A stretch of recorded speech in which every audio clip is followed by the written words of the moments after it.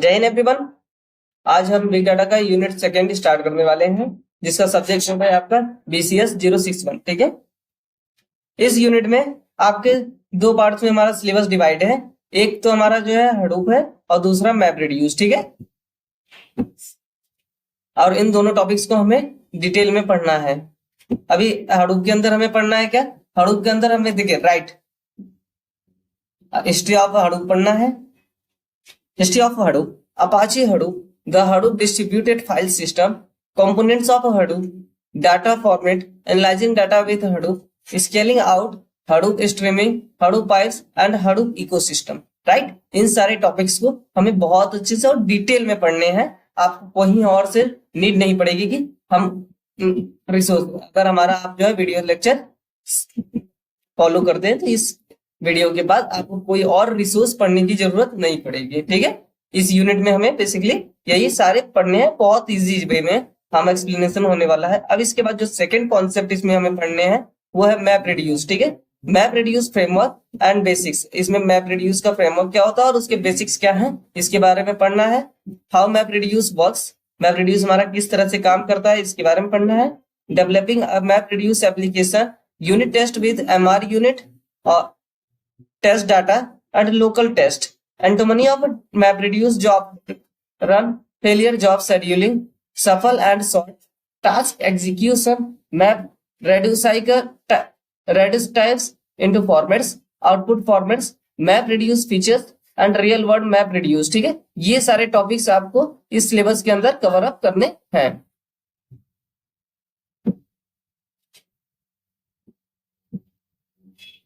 अब इसमें हमारा सबसे पहले टॉपिक हिस्ट्री ऑफ हडूप पढ़ना है। ठीक है,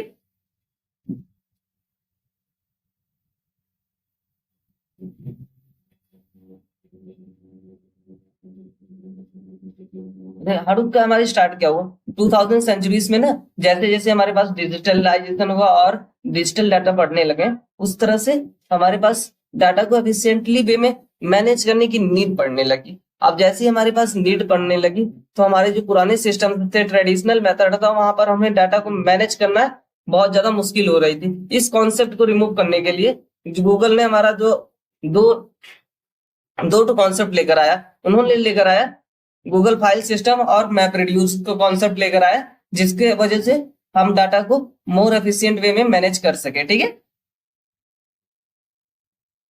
गूगल फाइल सिस्टम क्या होता था? गूगल फाइल सिस्टम का मेन पर्पस था कि वो लार्ज फाइल्स को स्टोर करता था सर्वर्स के ऊपर, और मैपरेड्यूस जो है प्रोसेस करता था डाटा को डिस्ट्रीब्यूटेड मैनर पे, मतलब अलग अलग लोकेशंस पे हमारा डाटा को प्रोसेस करने का काम मैपरेड्यूस करता था।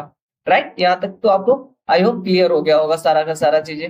अब इसके बाद हमारा जो दूसरा आता है कि ये अगेन इसके बाद हमारा हडूप का क्यों आया, तो होता क्या है कि डॉग कटिंग और माइक कैपरेला दो लोग, ठीक है, इन्होंने एक ओपन सोर्स प्रोजेक्ट स्टार्ट किया जिसका नाम इन्होंने रखा नज। ठीक है, और ये जो प्रोजेक्ट था इनका जो है बेसिकली एक सर्च इंजन था, बट हमारा जो नज था ये लार्ज स्ट्रगल करने लगा धीरे धीरे स्केल पे। ठीक है, मतलब इसको हम जब स्केल करने लगे लार्ज सिस्टम पर तो ये वहां पर उतना एफिशिएंट वे में काम नहीं किया।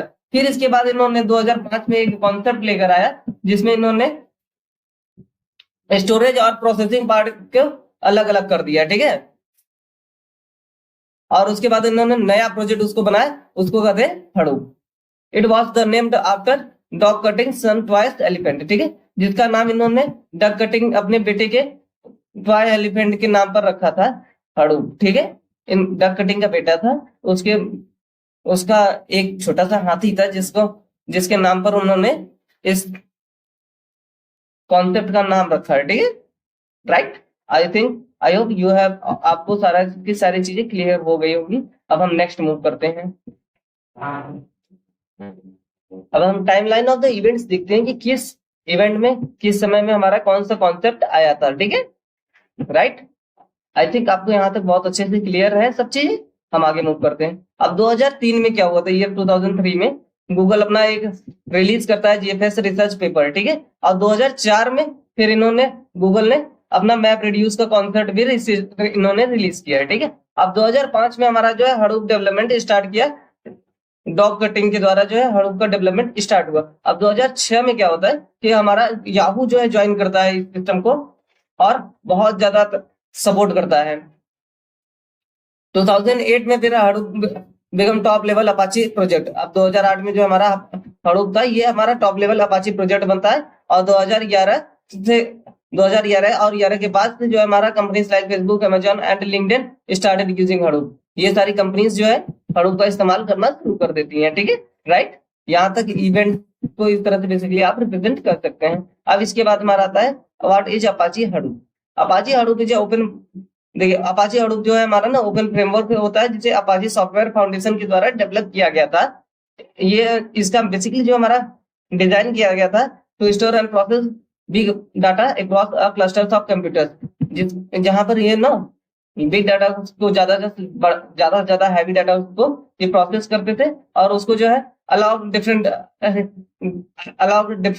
कंप्यूटर्स पे स्टोर करते थे, अलग अलग कंप्यूटर्स पे उन डाटा को स्टोर करने का काम करते थे। ठीक है, यू कैन, अब इसको आप जैसे कि सोच सकते हैं कि हमारे अलग अलग जो सस्ते कंप्यूटर्स हैं वो आपस में कनेक्टेड है और वहां पर एक हमारे पास पावरफुल मशीन है जिसकी वजह से हम सारे के सारे सिस्टम पर, अलग अलग सिस्टम्स पर सारे का सारा डाटा को स्टोर कर रहे हैं और मैनेज कर रहे हैं वहां से। ठीक है, तो इसका यही मेन कॉन्सेप्ट था कि छोटे छोटे जो चीप मशीन थे, कंप्यूटर्स थे, उनको आपस में कनेक्ट करके एक मैसिव सिस्टम बनाया जाए जहां पर हम सारे डाटा को स्टोर कर सकते हैं।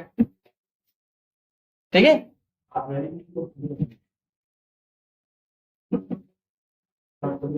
ओपन सोर्स होता है ये हमारा हडूप, जहां पर कि हमारा ये भी होता है और मॉडिफाई हम कर सकते हैं इसको।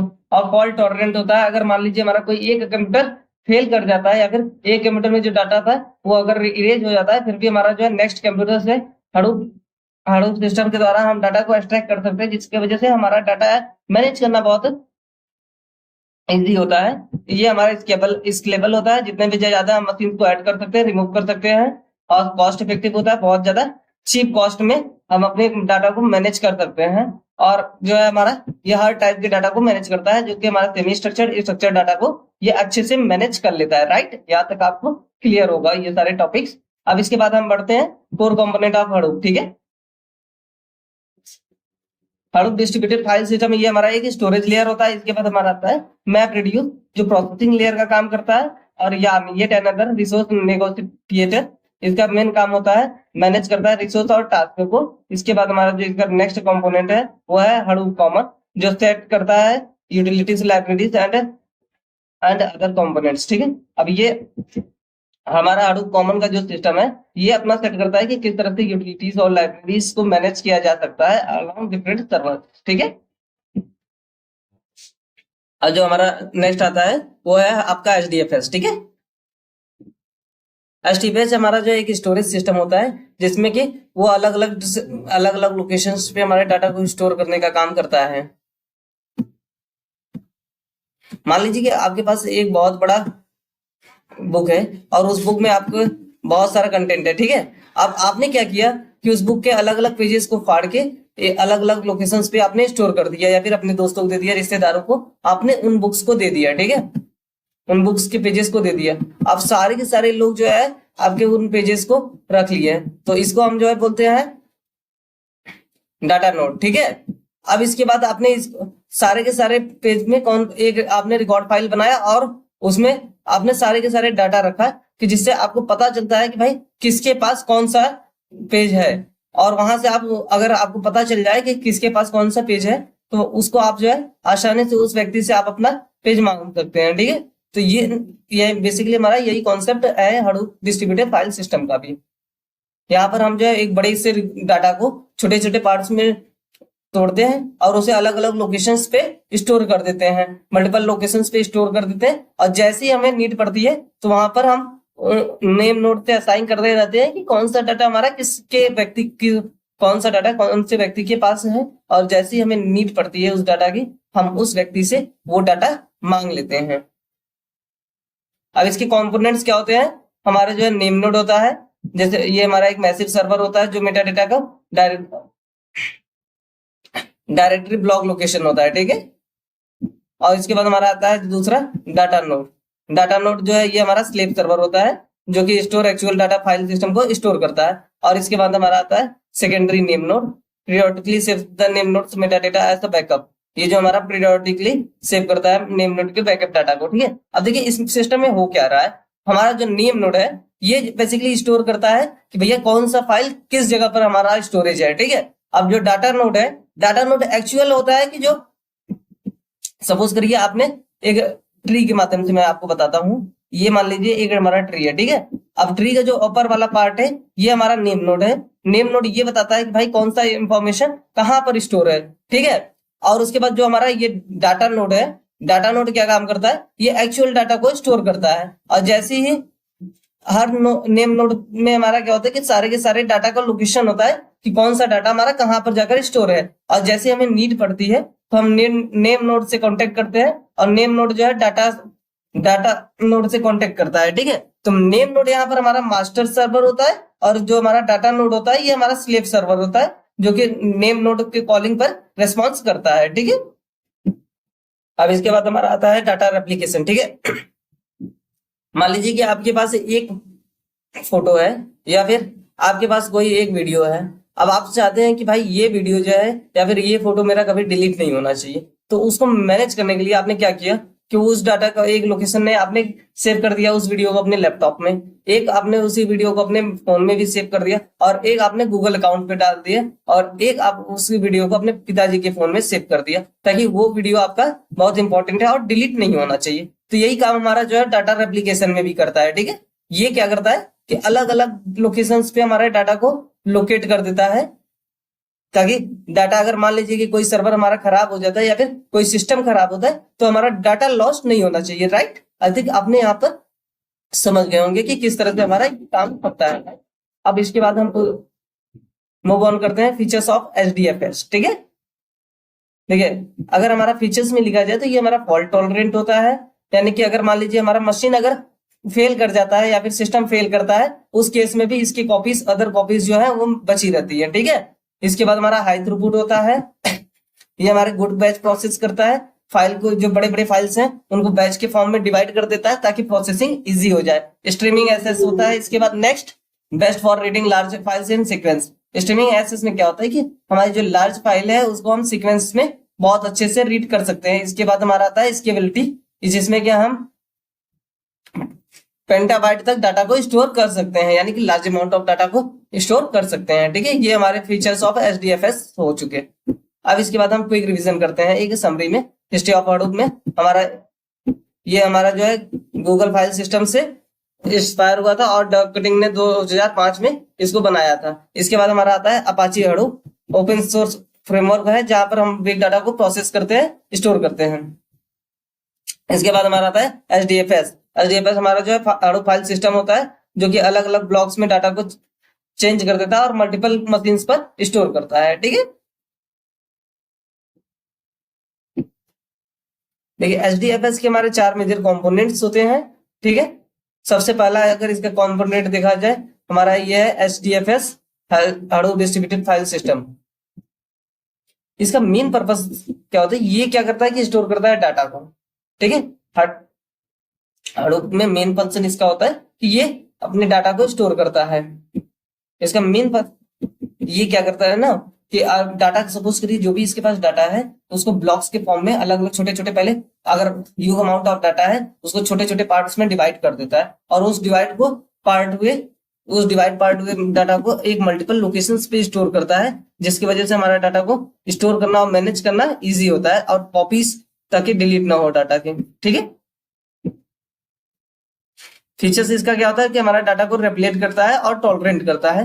आप मान लीजिए कि आपके पास एक बहुत बड़ा वीडियो है या फिर फाइल है बहुत बड़ी, ठीक है। अब उस फाइल्स को आपने छोटे छोटे पार्ट्स में डिवाइड कर दिया और अलग अलग लोकेशंस पे स्टोर कर दिया, जिसकी वजह से कि आप अगर फ्यूचर में इनकेस फ्यूचर में आपका डिवाइस एक खराब हो जाता है फिर भी आप डाटा को अपने रिट्राइव कर सके। यही सेम सिस्टम जो है आपका हडूप करता है, वो आपके लार्ज फाइल को स्मॉल चंक्स में डिवाइड करता है और उसके बाद वो उन सभी को अलग अलग लोकेशन पे जो है स्टोर कर देता है, ताकि अगर सपोज करिए कि एक सिस्टम उसका फेल हो गया तो भी हम जो है डाटा को इजीली एक्सेस कर सकें, ठीक है। अब इसके बाद हमारा आता है यार्न क्या करता है, रिसोर्स मैनेजर लेयर होता है ये एलोकेट करता है सीपीयू को कि कौन सा शेड्यूलिंग टास्क होना चाहिए, यानी कि कौन सा टास्क पहले परफॉर्म होना चाहिए और कौन सा बाद में होना चाहिए। ये बेसिकली आपका जो है एक सपोज करिए कि एक मैनेजर है जो गाइड करता है हमेशा कि कौन सा एम्प्लॉय कौन सा काम करेगा, राइट। इसी तरह से ये भी आपका सेम वे में ये भी आपका गाइड करता है कंप्यूटर को कि कौन सा प्रोसेस पहले होना चाहिए और कौन सा बाद में होना चाहिए, और कौन सा डाटा हमारा पहले स्टोर होगा, कौन सा डाटा बाद में स्टोर होगा। सारा का सारा मैनेजिंग का काम ये आपका करता है, ठीक है। अब इसमें जो नेक्स्ट पार्ट हमारा है ये हमारा मैप रिड्यूस, ठीक है। ठीक है, मैप रिड्यूस क्या काम करता है ना, ये प्रोसेसिंग का काम करता है। ये जो हमारे पास जो लार्ज डाटा सेट्स होते हैं उनको प्रोसेस करने का काम करता है।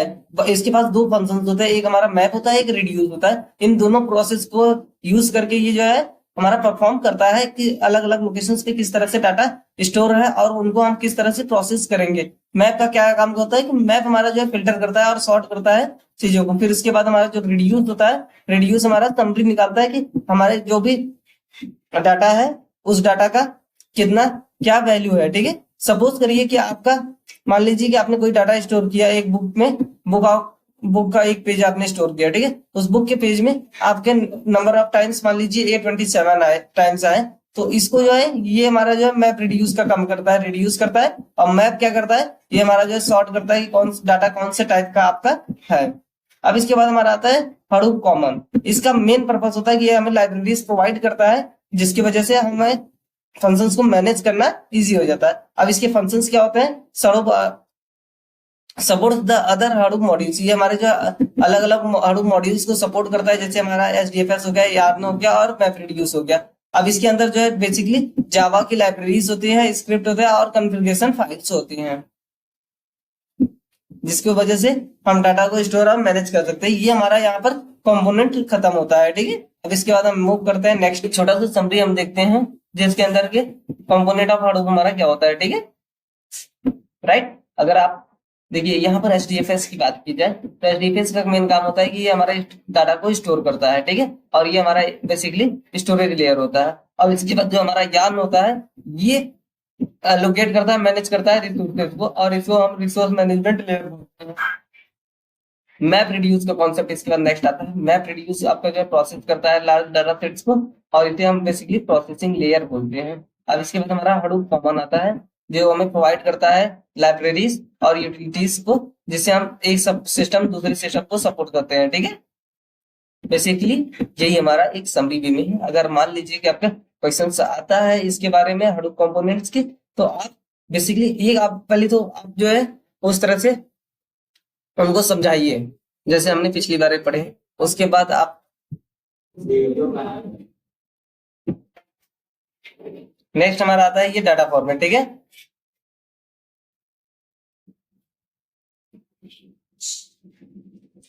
हडूप देखिए हडूप हमारा क्या काम करता है ना कि अलग अलग डाटा टाइप्स को वैरायटी डाटा फॉर्मेट्स को हैंडल करता है, ठीक है। अब ये जो हमारे फॉर्मेट्स होते हैं ये सारे के फॉर्मेट्स आपके जो है किस तरह से डाटा को स्टोर होता है या फिर प्रोसेस होता है हडूप इकोसिस्टम में, इसको मैनेज करता है, ठीक है।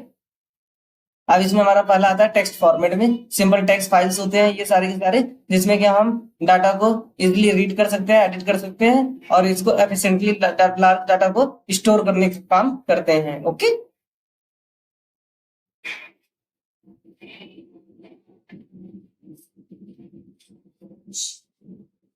देखिए एचडीएफएस क्या होता है, Hadoop file distributed file system.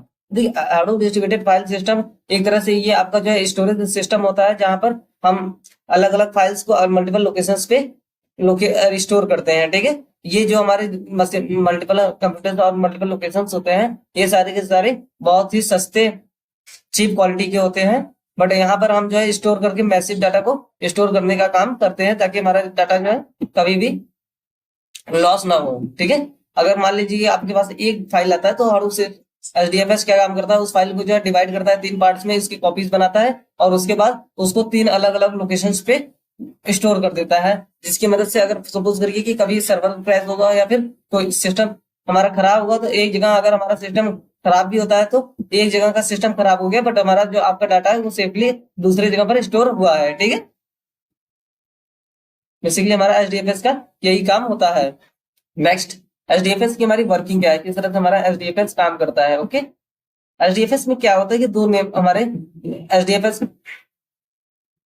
एचडीएफएस file को हमारा स्टोर करने के लिए दो कॉन्सेप्ट को लेकर आता है यहाँ पर। एक हमारा होता है नेम नोड कॉन्सेप्ट का और दूसरा होता है हमारा डाटा नोड का। नेम नोड हमारा जो है बेसिकली ये हमारा मास्टर होता है और जो डाटा नोड होता है ये हमारा एज अ स्लेव वर्क करता है। नेम नोड क्या काम करता है कि ये हमारा जो डाटा को लोकेशंस को स्टोर करता है, जैसे कि फाइल का नेम हो गया, परमिशन कहाँ पर है और location of the data blocks. ठीक है, इन सारी चीजों को नेम नोड स्टोर करने का काम करता है। बट हमारा जो डाटा नोड होता है ये हमारा जो है एक्चुअल डाटा को स्टोर करने का काम करता है, एक्चुअल डाटा ब्लॉक्स को स्टोर करता है ये अपने पास। ठीक है, नेम नोड अब इसको कैरी आउट करने के लिए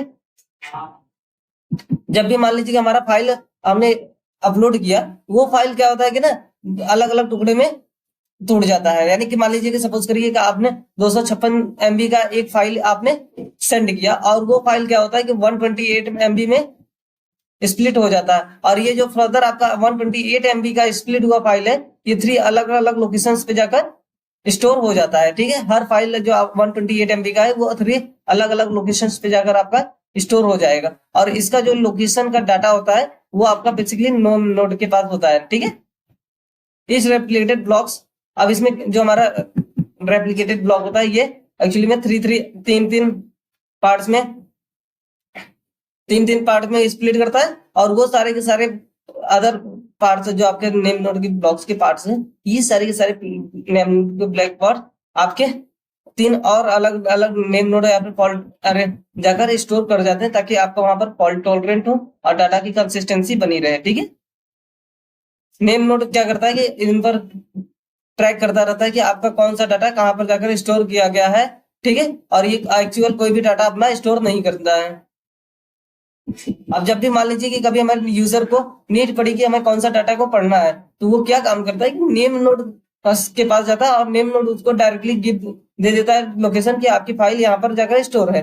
अब जैसे उसे फाइल का लोकेशन मिलता है तो यहाँ पर हमारा जो क्लाइंट है, यूजर है, वो डायरेक्टली जो है डाटा नोड से इंटरेक्ट करता है और डाटा को यूज करता है। ठीक है, अब यहाँ पर देखिए हमने एक एग्जांपल बहुत अच्छा सा दिया है जिसमें कि 256 MB का आकार मान लीजिए कि आपका फाइल है, तो नेम नोड सबसे पहले क्या करेगा, उसको जो है 128 MB ब्लॉक्स में डिवाइड कर देगा और वो जो आपका 128 MB का ब्लॉक है उसको फर्दर डिवाइड किया जाता है 3 कॉपीज में, और जो 3 अलग अलग लोकेशंस पे स्टोर होते हैं कि मान लीजिए कि अगर आपका सिस्टम कभी भी फेल हो जाता है तो हम अलग अलग सिस्टम्स पे जाकर आगे जाकर उन अलग अलग जगह से जाकर आपका डाटा को रिट्राइव कर ले, जिसकी वजह से आपको फर्दर हमारा डाटा की कंसिस्टेंसी बनी रहे और डाटा के मेंटेनेंस बना रहे, जिसकी वजह से हम डाटा लॉस ना हो और डाटा को हम एक फिक्स टाइम ऑफ इंटरवल के बाद हम डाटा को अपने एक्सेस भी कर सके। ओके, अब देखिए हम फीचर्स ऑफ एचडीएफएस देखते हैं। ठीक है, एचडीएफएस का मेन फीचर पहला हमारा होता है डाटा रेप्लिकेशन में। इस फीचर में क्या होता है कि हमारा जो डाटा होता है वो मल्टीपल डाटा नोड्स पे स्टोर हुआ होता है। ठीक है, और ये इंश्योर करता है कि हमारा डाटा अवेलेबल हो। अगर मान लीजिए कि एक नोड हमारा फेल हो जाता है तब पर भी हमारा डाटा अवेलेबल होना चाहिए, हम दूसरे नोड से अपने डाटा को एक्सेस कर सके। ठीक है, अब इसका नेक्स्ट फीचर जो होता है हमारा फॉल्ट टॉलरेंट और रिलायबिलिटी होता है। ठीक है, इसका मेन मतलब होता है कि हमारा अगर डाटा नोड फेल करता है तो उस केस में भी हम डाटा को अलग लोकेशंस पे अलग कॉपीज से हम अपने डाटा को एक्सेस कर सकें। ठीक है, अब इसके बाद हमारा थर्ड जो फीचर आता है इसकी हाई अवेलेबिलिटी। इसका मेन मतलब होता है कि अगर हम data remains even name node और the data node crashes due to replication, अगर मान लीजिए कि हमारा डाटा तब पर भी अवेलेबल होना चाहिए अलग नोड पर, अगर इन केस हमारा नेम नोड अगर क्रैश कर जाता है या फिर डाटा नोड क्रैश कर जाता है, उस केस में भी हमारा जो एक्चुअल डाटा है उसकी अवेलेबिलिटी होनी चाहिए। ये हमारा जो है फीचर प्रोवाइड करता है। ठीक है, स्केलेबिलिटी, ये हमारा अब स्केलेबिलिटी में क्या होता है कि हमारा handle 1000 of the data nodes and petabytes of the data. ये हमारे स्केलेबिलिटी में हम पेंटाबाइट तक डाटा को मैनेज कर सकते हैं और अलग अलग नोड्स डाटा को अलग अलग नोड्स पे हम मैनेज करते हैं। ठीक है, अब इसमें क्या होता है कि हम इजिली जो है किसी भी नोड को ऐड कर सकते हैं, डिलीट कर सकते हैं क्लस्टर्स में। ठीक है, ये एक्चुअली में क्या करता है ना कि इस तरह से ये स्टोर करता है। एक हमारा जैसे ये नेम नोड हो गया। ठीक है, अब ये नेम नोड हो गया अभी इसके बाद हमारा जो है इसके डाटा नोड यहाँ पर कनेक्ट है। अब इसके बाद नेक्स्ट डाटा नोड आपका यहाँ पर कनेक्ट है, ठीक है। और तीसरा आपका जो मान लीजिए सपोज करिए कि ये डाटा नोड आपका कनेक्ट है। तो अलग अलग डाटा नोड से नेम नोड से हमारे कनेक्ट होते हैं। नेम नोड जो है इनका लोकेशन कौन सा फाइल कहाँ पर स्टोर है डाटा नोड में, उसको जो है स्टोर करता है इंफॉर्मेशन। इन केस अगर मान लीजिए कि आपका नेम नोड भी क्रैश कर गया तब पर भी हमारा जो है डाटा अलग जगह पर रहना चाहिए, इंश्योर करता है, ठीक है, डाटा नोड। और इन केस की हमारा एक सिस्टम का डाटा नोड क्रैश कर गया तो दूसरे सिस्टम का इसका जो कॉपी है वो दूसरे सिस्टम पर हमारा अवेलेबल होना चाहिए। और सपोज करिए कि हमारा दूसरा वाला भी क्रैक कर गया तो तीसरे जगह पर हमारा होना चाहिए। इसी वजह से ये क्या करता है कि फाइल को हमारा मल्टीपल लोकेशंस पे स्टोर कर देता है। और ये सारी की सारी चीप मशीन्स होती हैं जिनके ऊपर स्टोर किया जाता है। चिप मशीन का इसलिए यूज करते हैं क्योंकि वहां पर हमें कॉस्ट बहुत कम होता है। अगर सपोज करिए कि हम एक्सपेंसिव मशीनें लगा देंगे तो वहां पर कॉस्ट बहुत ज्यादा हाई हो जाएगा, जिसकी वजह से हम फ्रीली किसी को अवेलेबल नहीं कर सकेंगे और ये हमारा ओपन सिस्टम नहीं बन पाएगा और उसका कॉस्ट बहुत ज्यादा होगा। इसी वजह से इस प्रॉब्लम को फेस बचाने के लिए हमने ये सिस्टम को विकसित किया है, ठीक है। हाई थ्रूपुट, हाई थ्रूपुट का मतलब होता है कि ये हमारा जो डाटा है उसको जो है पैरेलल प्रोसेसिंग में हम रख सकते हैं, ठीक है। ऐसा नहीं एक के बाद एक डाटा को, अगर सपोज करिए एक डाटा हमारा स्टोर करते हैं तो दूसरा वाला डाटा उन दोनों के बीच में कोई भी इंटरवेंशन नहीं आना चाहिए, एक डाटा दूसरे डाटा से कोलाइड नहीं होना चाहिए, ये हमारा मेंटेन करता है, ठीक है। Ideal for batch processing and handles data analytics, ये हमारा जो है बेसिकली ये हमारा जो है बैच प्रोसेसिंग के लिए आइडियल होता है और लार्ज डाटा एनालिटिक्स के लिए भी, ठीक है। अब इसके बाद हमारा आता है स्ट्रीमिंग एसेस। अब इसका मेन स्ट्रीमिंग में क्या होता है कि अगर सपोज करिए कि हमने एक बार प्रोग्राम को रख दिया, ठीक है, एक बार लिख दिया, अब उसके बाद हम इसके मल्टीपल एप्लीकेशंस पर यूज कर सकते हैं, ठीक है। अगर सपोज करिए आपने गूगल ड्राइव पर एक बार अपने फोटोज अपलोड कर दिए, अब उस फोटोज को आप जो अलग अलग डिवाइसेस से एक्सेस कर सकते हैं और आप HTML फाइल्स में सपोज करिए कि आप HTML फाइल में आप कोई बनाते हैं और उसमें सोचते हैं कि हम ये कोड रन करें तो हमारा ये वाला इमेज आना चाहिए, ठीक है। तो आपने गूगल ड्राइव का वहां पर लोकेशन डाल दिया है। अब जैसे ही कोई यूजर उस लिंक पर क्लिक करता है तो आपका वो वाला इमेज शो अप कर देता है। तो अलग अलग एप्लीकेशन से हम आपके इमेज को एक्सेस कर सकते हैं। तो बेसिकली इसका मतलब यही है, ठीक है। Portability work across hardware and operating system platforms like Linux, Windows and Mac. अब हमारा पोर्टेबिलिटी के मतलब अलग अलग एसडीएफएस को हम अलग अलग प्लेटफॉर्म पर रन कर सकते हैं और ये हमारा जो अलग अलग प्लेटफॉर्म्स पर भी वर्क करता है, जिसकी वजह से ये पोर्टेबल है, हम किसी भी सिस्टम पर इसको यूज कर सकते हैं, ठीक है। ये हमारा सिस्टम इंडिपेंडेंट है, लिनक्स पर भी ये काम करता है, विंडोज पर भी और मैक पर भी काम अच्छे से करता है एसडीएफएस।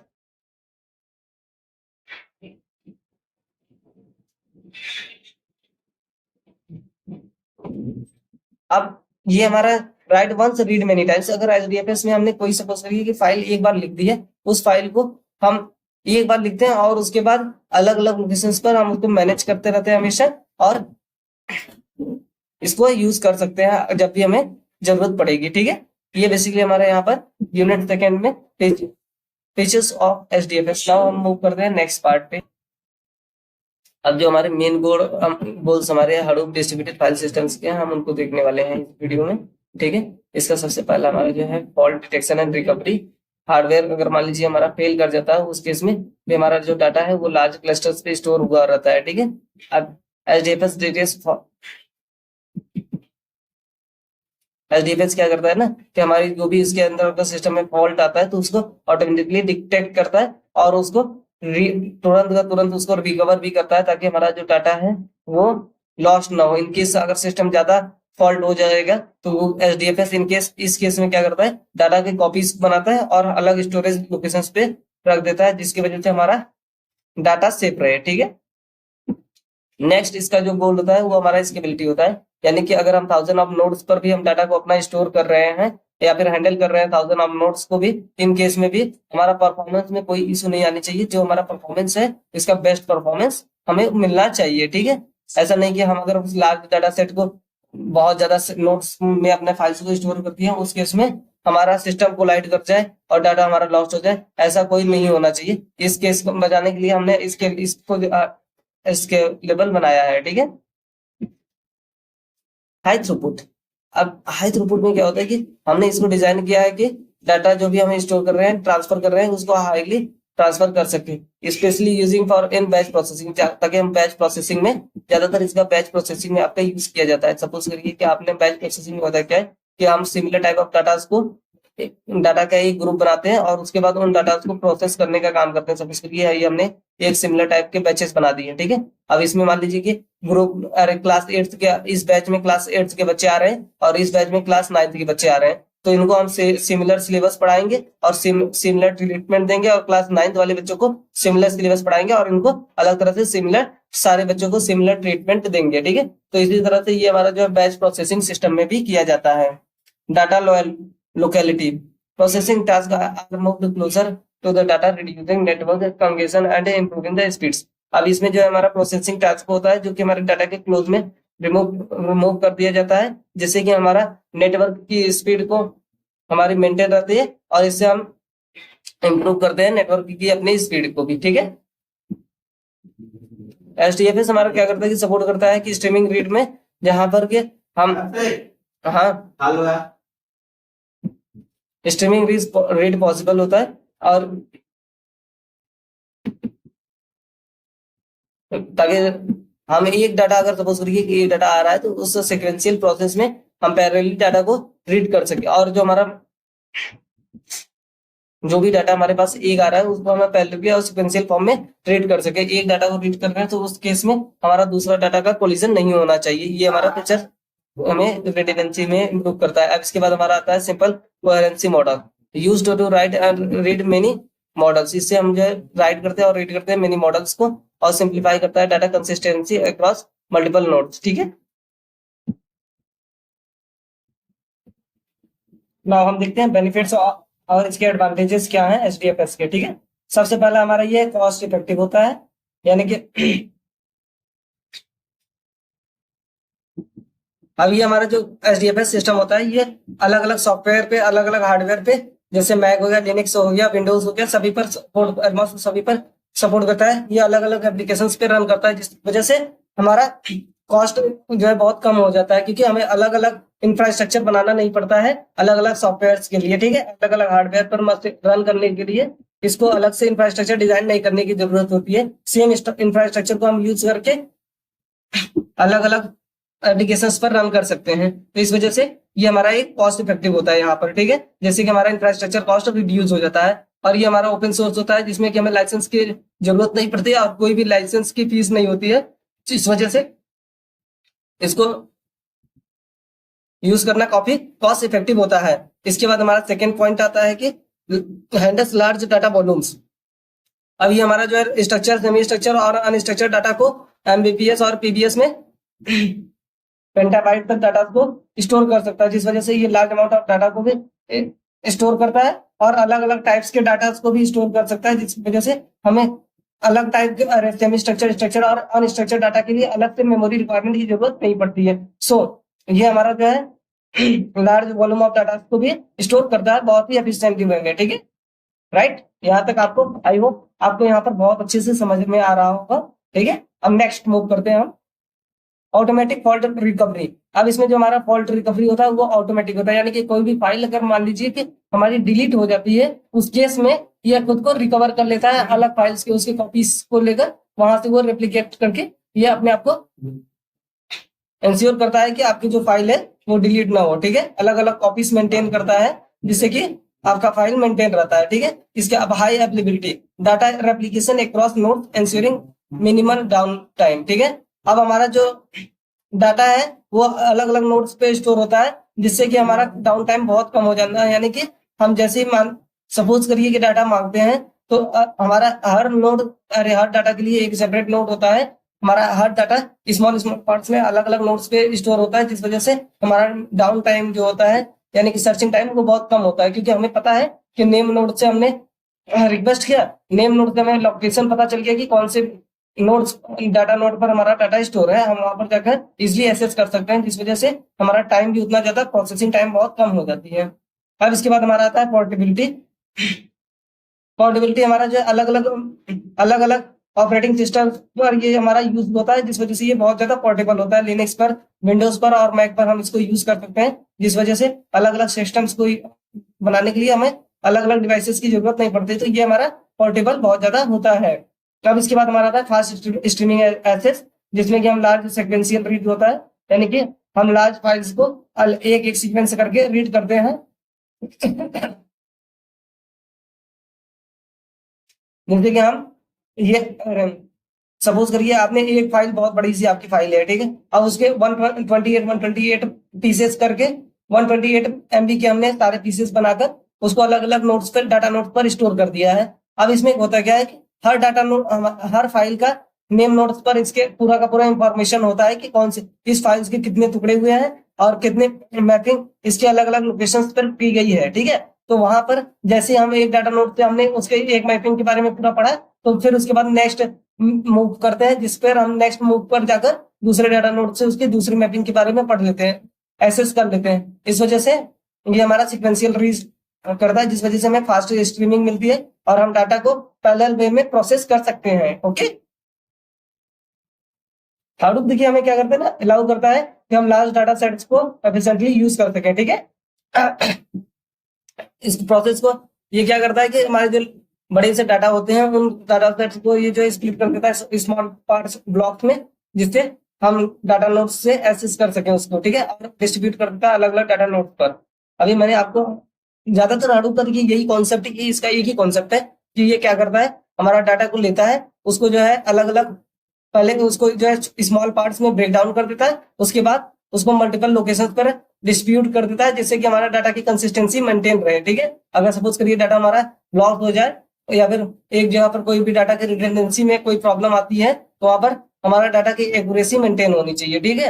अब इसके बाद हमारा दूसरा कॉन्सेप्ट इसका है जो कि मैप रिड्यूस होता है। मैप रिड्यूस एक programming model processing data set होता है, जिसका मेन मकसद होता है कि सबसे पहले ये दो काम में करता है। ये सब मैप में क्या करता है कि ये डाटा को, हम लार्ज डाटा को स्मॉल पार्ट्स में ब्रेक डाउन कर देता है, और उसके बाद रिड्यूस पार्ट में ये क्या करता है कि उस डाटा को एग्रीगेट करता है, वैल्यूज को, एक्चुअल वैल्यू को कैलकुलेट करता है, और उस डाटा के अंदर क्या क्या है उन सारी चीजों को वो कैलकुलेशन करता है और एनालाइज करता है, ठीक है।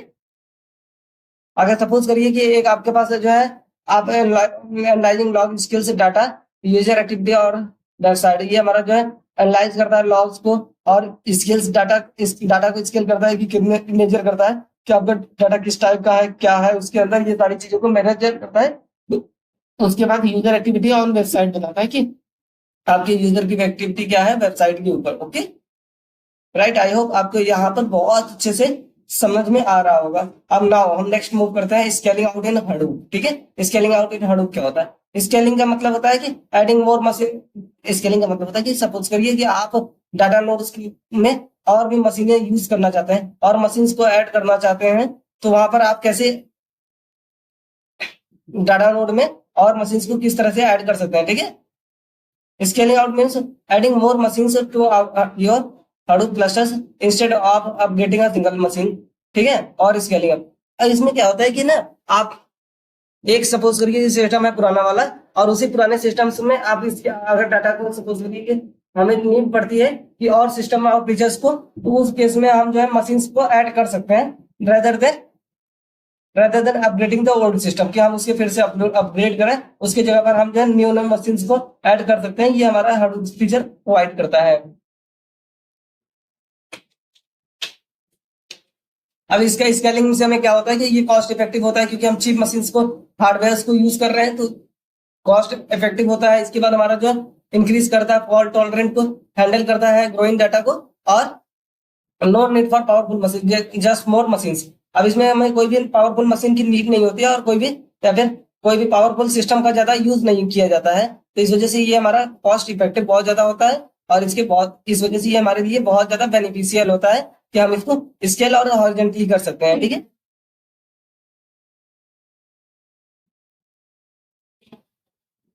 अब इसमें हम क्या करते हैं ना कि इस Hadoop सिस्टम हमारा डिजाइन किया गया है कि हम इसको हॉरिजॉन्टली स्केल कर सके, जिससे ये हमारा जो है ज्यादातर फ्लेक्सिबल हो जाता है और फ्यूचर प्रूफ हो जाता है। ओके, नेक्स्ट Hadoop हमारा स्ट्रीमिंग क्या होता है, ठीक है। नाउ हम पढ़ने वाले हैं Hadoop स्ट्रीमिंग के बारे में। ये हमारा बेसिकली एक यूटिलिटी होता है, यूटिलिटी सॉफ्टवेयर होता है जो हमें डेवलपर्स को अलाउ करता है कि वो मैप को क्रिएट कर सकें और रिड्यूस कर सकें जॉब को by using any programming language, जैसे कि हमारा पाइथन हो गया, पर्ल हो गया और बैश हो गया। ठीक है, मैप। अब इसमें देखिए एक मैपर हमारा होता है, एक रिड्यूसर होता है, रिड्यूसर होता है। ठीक है, तो रिड्यूसर क्या करता है, रीड करता है इनपुट स्टैंडर्ड इनपुट को रीड करता है और राइट करता है output to the standard output. ठीक है, रिड्यूसर का काम होता है कि वो स्टैंडर्ड इनपुट को रीड करता है और वो आउटपुट देता है स्टैंडर्ड आउटपुट को। वो मतलब कि एनालाइज करने के बाद जो हमारा रिजल्ट जनरेट करता है वो हमारा स्टैंडर्ड आउटपुट के फॉर्मेट में होता है और इनपुट जो लेता है वो हमारा मेन इनपुट होता है, स्टैंडर्ड इनपुट। ठीक है, अब इसे इट इज हेल्पफुल फॉर अब ये हमारा जो नॉन जावा प्रोग्रामर के लिए बहुत ज्यादा हेल्पफुल होता है कि वो इससे हडूप के कॉन्सेप्ट को यूज कर सकते हैं। ठीक है, writing a word count program in Python instead of Java. अब इसमें क्या होता है कि हम जैसे कि एग्जांपल में कि बिना जावा का यूज किए भी हम वर्ड काउंट के प्रोग्राम्स को लिख सकते हैं इसके अंदर। ठीक है, अब इसके बाद नेक्स्ट हमारा जो है हडूप पाइप्स। हडूप पाइप जो सी प्लस प्लस, अब हडूप पाइप जो हमारा होता है ये एक्चुअली में सी प्लस प्लस एपीआई होता है जो कि हडूप मैप रिड्यूस के द्वारा बनाया गया था। ठीक है, जिसमें हम मैप रिड्यूस के जॉब को असाइन करते हैं। अब it enable communication between Java based Hadoop and C plus plus program using sockets. अब ये हमें जो इनेबल करता है कि कम्युनिकेशन को स्टेब्लिश करने में, कि जिसमें कि हम जावा बेस्ड हडूप या फिर सी प्लस प्लस प्रोग्राम के सॉकेट्स को यूज करके हम हडूप को स्टैंड कर सकते हैं। ओके, अब इसके बाद हमारा आता है pipelines for are suitable for high performance applications के लिए हमारा पाइपलाइन सुटेबल होता है reusing exchanging the C plus plus libraries के लिए और develop the comfort with C plus plus के लिए हमारा ये सुटेबल होता है।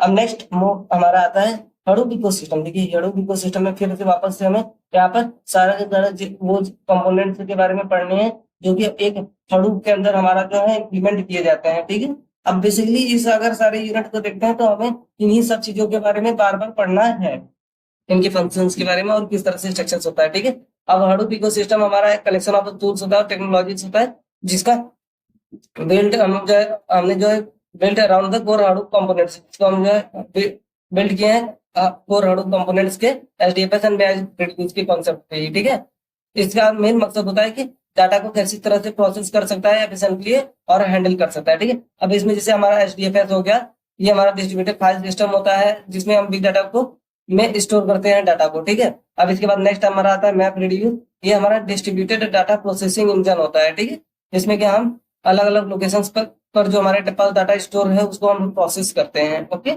अब इसके बाद नेक्स्ट यार्न। यार्न क्या करता है, yarn resource management and job scheduling software होता है। ये हमारा जो है बताता है कि किस तरह से हमारे जॉब जो रिसोर्स है उसको हम मैनेज कर सकते हैं और जो हमारे जॉब है उनको हम शेड्यूल कर सकते हैं। ठीक है, नेक्स्ट हाइव। हाइव का क्या काम होता है, हाइव हमारा एक एसक्यूएल क्वेरी लैंग्वेज होता है जो कि हमारे हडूप के लिए होता है। Okay, yes.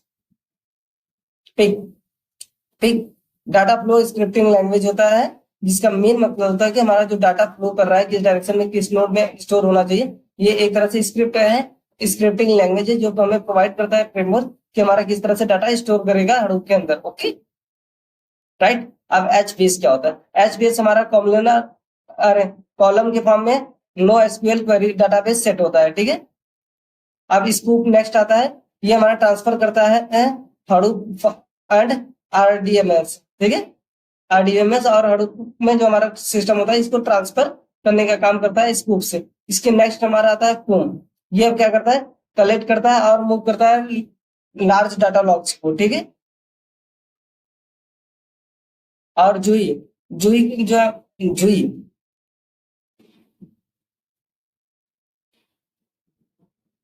देखिए जू कीपर का क्या काम करता है, जू कीपर हमारा कोऑर्डिनेट करता है सर्विस को डिस्ट्रीब्यूटेड फाइल के अलावा। ठीक है, अब ओजी क्या करता है, ओजी ये काम होता है कि ये जॉब को फ्लो वर्क में शेड्यूल करता है, यानी कि कौन सा जॉब किस समय एग्जीक्यूट करना चाहिए। नेक्स्ट हमारा आता है spark. Spark in memory data processing engine. Spark हमारा जो मेमोरी डाटा प्रोसेसिंग एक इंजन होता है जो कि ये प्रोवाइड करता है कि किस तरह से हमारा डाटा किस स्पीड पर मतलब डाटा रन करना चाहिए, स्टोर होता है या फिर रीड राइट। लेकिन मैप रेडियस हमारा एक प्रोग्रामिंग मॉडल होता है जिसका main programming model processing techniques होता है, programming model and processing techniques होता है जिसका मेन पर्पस होता है कि वो प्रोसेस करता है, जनरेट करता है लार्ज डाटा सेट को with a parallel distributed algorithm और cluster. Parallel distributed algorithm map reduce को कॉन्सेप्ट हमारा जो है डेवलप किया गया था गूगल के द्वारा, और लास्ट में इसके बाद फिर ये अपाचे हडूप के द्वारा अडॉप्ट कर लिया गया था। ठीक है, ये क्या करता है ना, बिग डाटा प्रोसेसिंग यूनिट्स को हैंडल करता है, जिसमें कि ये बड़े बड़े टास्क को स्मॉल पार्ट्स में डिवाइड कर देता है और उसके बाद ये स्मॉलर यूनिट्स को प्रोसेस करता है, जिससे कि पैरेलल करेक्शन हमारा बिल्डअप हो जाता है। ओके, यहाँ तक आई थिंक आपको सारा का सारा चीजें क्लियर हो चुकी होंगी अभी तक। ठीक है, basic of map reduce framework. The map reduce framework consist of two main task. अब इसमें मैप रिड्यूस के फ्रेमवर्क जो हमारा था, इसके में दो मेन टास्क होते हैं, एक हमारा मैप होता है, दूसरा हमारा रिड्यूस होता है। मैप का क्या काम होता है, ये टेक कर इनपुट डाटा को टेक करता है और उसको जो है की वैल्यू पेयर से असाइन कर देता है, यानी कि ब्रेक डाउन कर देता है सभी को। सबसे पहले ये इनपुट डाटा लेता है, उसको ब्रेक डाउन करता है और सारे के सारे ब्रेक डाउन हुए पार्ट्स के जो हमारे डाटा हैं उन सारे को की वैल्यू पेयर से असाइन कर देता है। उसके बाद हमारा जो दूसरा पार्ट होता है ये रिड्यूस पार्ट होता है। रिड्यूस पार्ट में बेसिकली क्या होता है इसका,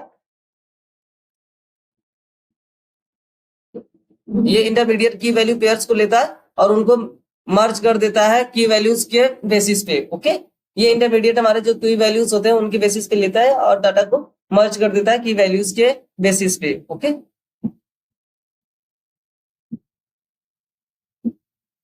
अब इसके बाद इसका नेक्स्ट आता है हमारा इनपुट में। इनपुट में क्या होता है कि ना, ये जो है डाटा को चंक्स के फॉर्म में, स्मॉल कंपोनेंट्स के फॉर्म में ब्रेक डाउन कर देता है और उसके बाद ये जो है पास करता है मैप फंक्शन के पास। ठीक है, अब नेक्स्ट इसके बाद स्टेप इसका जो आता है इंटरमीडिएट डाटा। इंटरमीडिएट डाटा में हमारा की वैल्यूज के पेयर में डाटा को एसोसिएट करता है और पास कर देता है रिड्यूस फंक्शन के पास, जहां पर इसके फर्दर जो है इसके एनालाइज किया जाता है उस डाटा को, और उस डाटा के जो है कितना हमारा एमबी का डाटा है, सपोज करिए कि हमारा कितना बाइट का डाटा है, उस डाटा की क्वालिटी क्या है, उस डाटा के अंदर कंपोनेंट्स क्या क्या यूज किए गए हैं। सपोज करिए कि हमारा, मैंने अपना नाम लिखा अभिषेक, ठीक है, अभिषेक गया वहां के अंदर। अब अंदर से जो हमारे में कितने टाइप बार ए आया, कितने बार बी आया, कितने बार सी आया, इन सारी चीजों को एनालाइज प्रोसेस किया जाता है रिड्यूस फंक्शन में। ठीक है, अब इसके बाद हमारा जो है फाइनल आउटपुट रिजल्ट सेव कर दिया जाता है एसडीएफएस में। ओके, आई थिंक यहाँ तक आपको अच्छे से क्लियर सारी चीजें हो गई होंगे।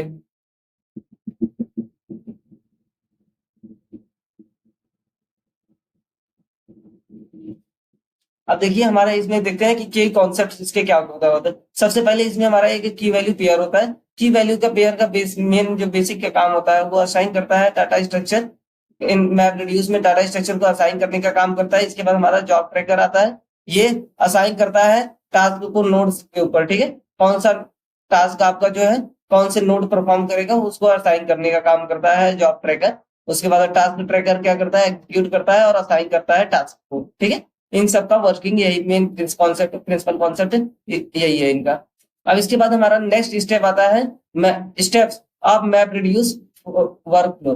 अब किस तरह से हमारा जो डाटा जाता है हमारे मैप रिड्यूस के अंदर और किस तरह से उसको वो इंगेज करता है, डाटा को प्रोसेस करता है और हमें रिजल्ट प्रोड्यूस करता है, इन सब के बारे में ये बेसिकली होने वाला है। सबसे पहले इसमें होता है कि हमारा इनपुट फाइल। ठीक है, इनपुट फाइल क्या काम करता है, स्टोर करता है हाडूप डिस्ट्रीब्यूटेड फाइल सिस्टम के अंदर डाटा को। ठीक है, इसके बाद ये डाटा को प्रोसेस, ये जो भी इसके पास डाटा स्टोर होता है उन डाटा को प्रोसेस करने का भी काम यही करता है।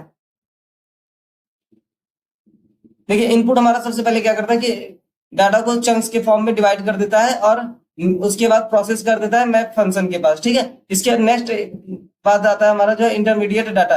इंटरमीडिएट डाटा में जो है डाटा की जो की वैल्यूज है उनको पास करता है और रिडक्शन फंक्शन के ऊपर पास कर देता है। इसके बाद हमारा जो है फाइनल आउटपुट ये जनरेट कर देता है, जो कि हमारा एसडीएफएस में जाकर हाडूप डिस्ट्रीब्यूटेड फाइल सिस्टम के अलावा सेव हो जाता है। नेक्स्ट इसके बाद हमारा आता है की वैल्यू पेयर्स में, जो कि कंटेन करता है कोड डाटा स्ट्रक्चर को मैप रिड्यूस में। ठीक है, अब इसके नेक्स्ट बात हमारा आता है job tracker. Job tracker assign करता है नोड्स को।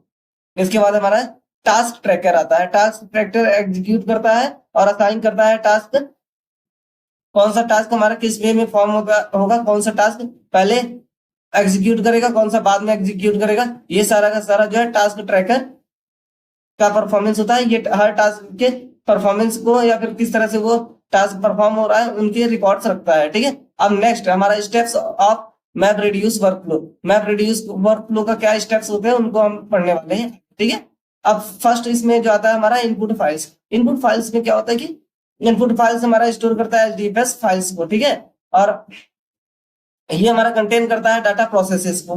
नेक्स्ट हमारा आता है data input format and split, input split. ये हमारा डाटा इनपुट फॉर्मेट और स्प्लिट इनपुट को ये कंटेन करता है। डाटा इनपुट फॉर्मेट हमारा डिफाइन करता है कि किस टाइप का हमारा फाइल है और उसको स्प्लिट कर देता है और रीड करता है। ठीक है, अब इसके नेक्स्ट पार्ट हमारा जो है इसको डिवाइड कर देता है, डाटा को डिवाइड करता है इनपुट स्प्लिट्स के फॉर्म में।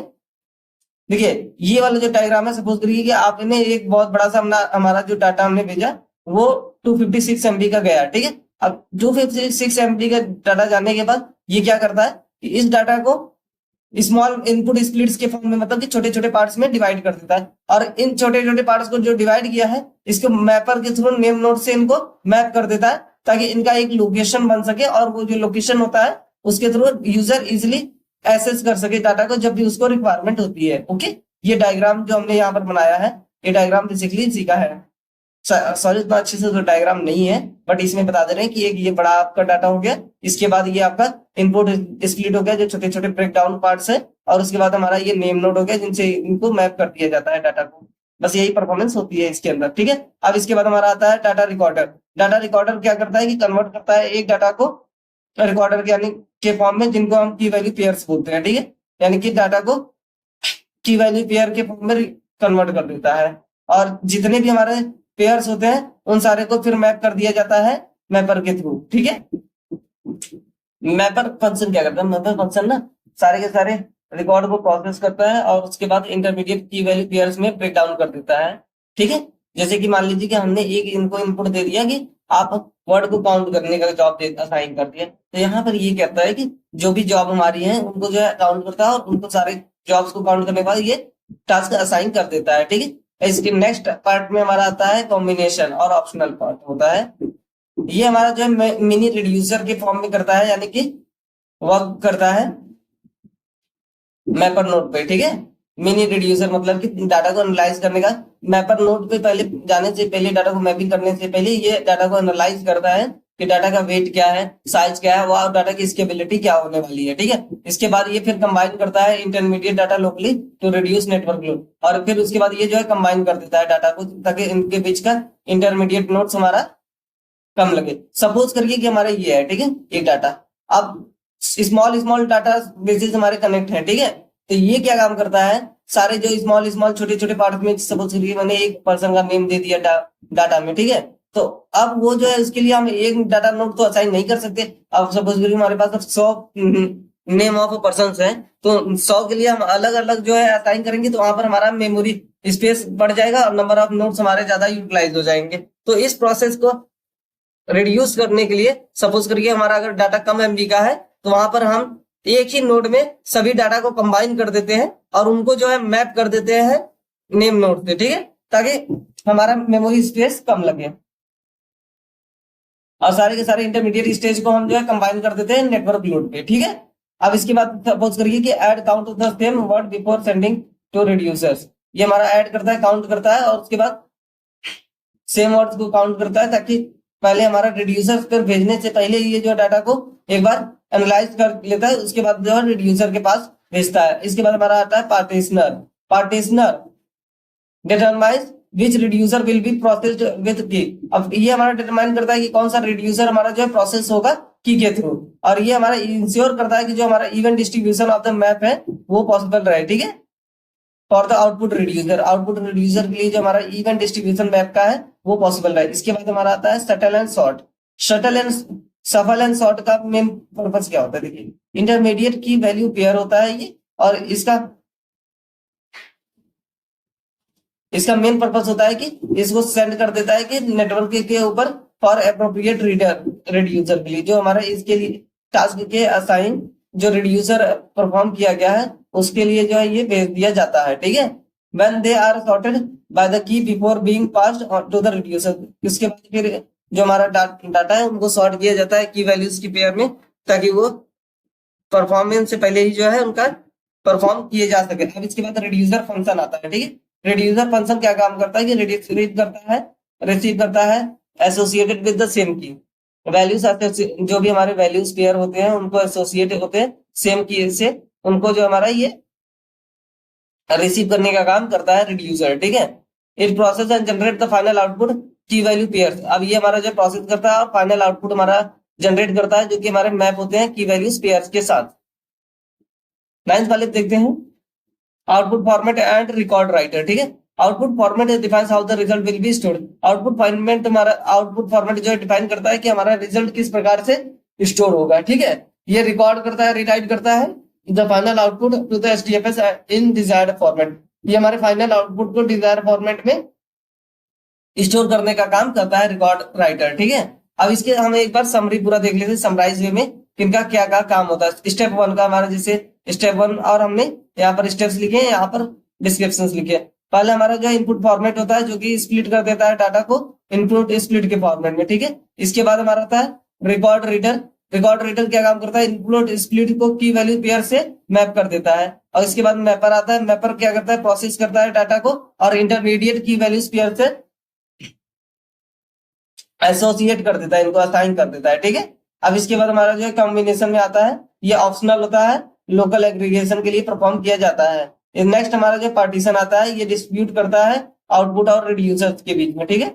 जो भी हमारा आउटपुट है उनको रिड्यूसर्स के फॉर्म में ये स्प्लिट कर देता है, यानी कि छोटे छोटे पार्ट्स में स्प्लिट करने का काम करता है। सफल एंड शॉर्ट। सफल एंड शॉर्ट में क्या करता है कि ये ट्रांसफर कर देता है शॉर्ट डाटा को की वैल्यूज के बेसिस पे, ठीक है। नेक्स्ट हमारा आता है रिड्यूसर। ये एग्रीगेट करता है वैल्यूज को और फाइनल आउटपुट हमें जनरेट कर देता है। नेक्स्ट आता है हमारा record writer. Record writer right करता है आउटपुट को एचडीएफएस के अंदर, ठीक है। या आई होप आपको यहाँ तक बहुत अच्छी सी समझ में आ गया होगा। देखो हम एडवांटेज ऑफ मैप रिड्यूस का देखते हैं। ये हमारा स्केलेबल होता है, ऑल फॉल्ट टॉलरेंट होता है, ठीक है। आप पहले प्रोसेसिंग को हमें जो है ये हमें एबिलिटी देता है कि हम पहले प्रोसेसिंग कर सकते हैं, ठीक है। Easy to intermediate with HDFS and other Hadoop systems. ये हमारा जो है एचडीएफएस और अदर हडूप सिस्टम्स के साथ कंबाइन होकर काम करने में बहुत ही ज्यादा यूजफुल है। इजीली हम कंबाइन कर सकते हैं इसके अदर, ठीक है। अब unit testing at MRU unit point wise, ठीक है। MRU unit is a lightweight Java library to test the MapReduce applications without needing a Hadoop cluster।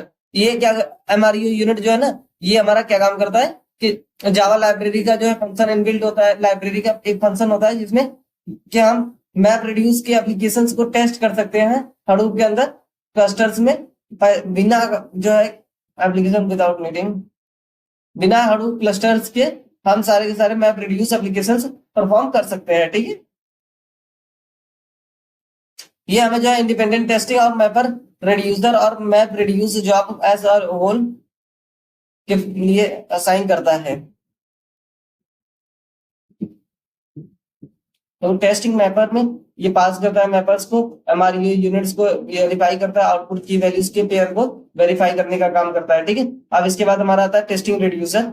ये प्रोवाइड करता है की वैल्यूज को रिड्यूस करता है एमआरयू यूनिट्स और वैलिडेट करता है हमारे रिजल्ट को। फास्ट डिबगिंग में क्या करता है, एज पर एमआरयू के हिसाब से ये जो हमारे लोकल डाटा को लोकली रन करता है। Issue can be found and fix faster before deploying on a cluster. से हमारे इश्यूज को फाइंड आउट करता है और फिक्स करता है उससे पहले कि जब भी हमारा इनपुट जो है क्लस्टर्स के ऊपर अगर असाइन होता है उससे पहले ये हमारे इनपुट्स को फाइंड आउट करता है और उसके बाद असाइन कर देता है।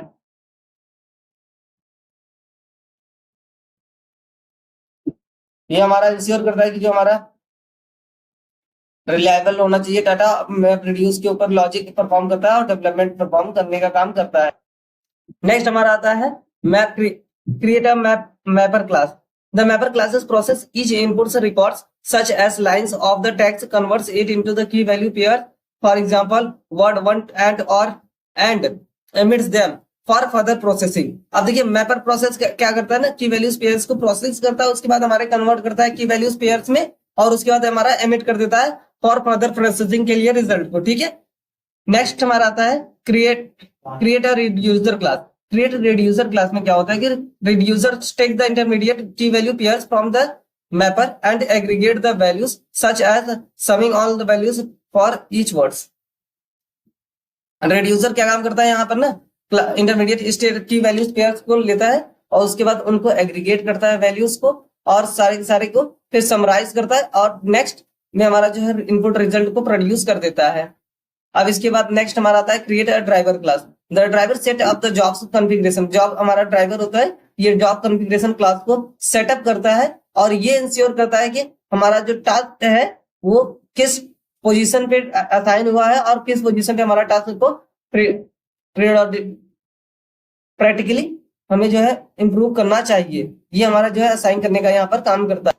A device which mapper and reducer class will be used to set up input and output path. ये हमारा डिसाइड करता है कि कौन से मैपर और रिड्यूसर हमारे क्लासेस को लेंगे और वो डिसाइड करेंगे कि हमारा सेटअप करेंगे कि इनपुट और आउटपुट पाथ हमारा कौन सा होने वाला है। ये हमारा स्पेसिफाई करता है कि के वैल्यू डाटा क्या होता है, किस टाइप के डाटा होता है और इनिशिएट करता है जॉब फॉर हडूप क्लस्टर्स के लिए हमारा जो है जॉब को इनिशिएट करने का काम करता है। नेक्स्ट हमारा आता है use configuration API. Hadoop jobs are configured using XML files like core site.xml and SDFS site XML or through Java based configuration objects that allows the dynamic job setup। ठीक है, Hadoop जो हमारे file होते हैं इनके job को assign configure किया जाता है XML फाइल से और कोड साइट XML डॉक्यूमेंट से हमारा कॉन्फ़िगर किया जाता है जिससे कि ये हमारा डायनामिकली जॉब को हम सेटअप कर सकते हैं इसमें। ठीक है, नेक्स्ट आता है specify input and output.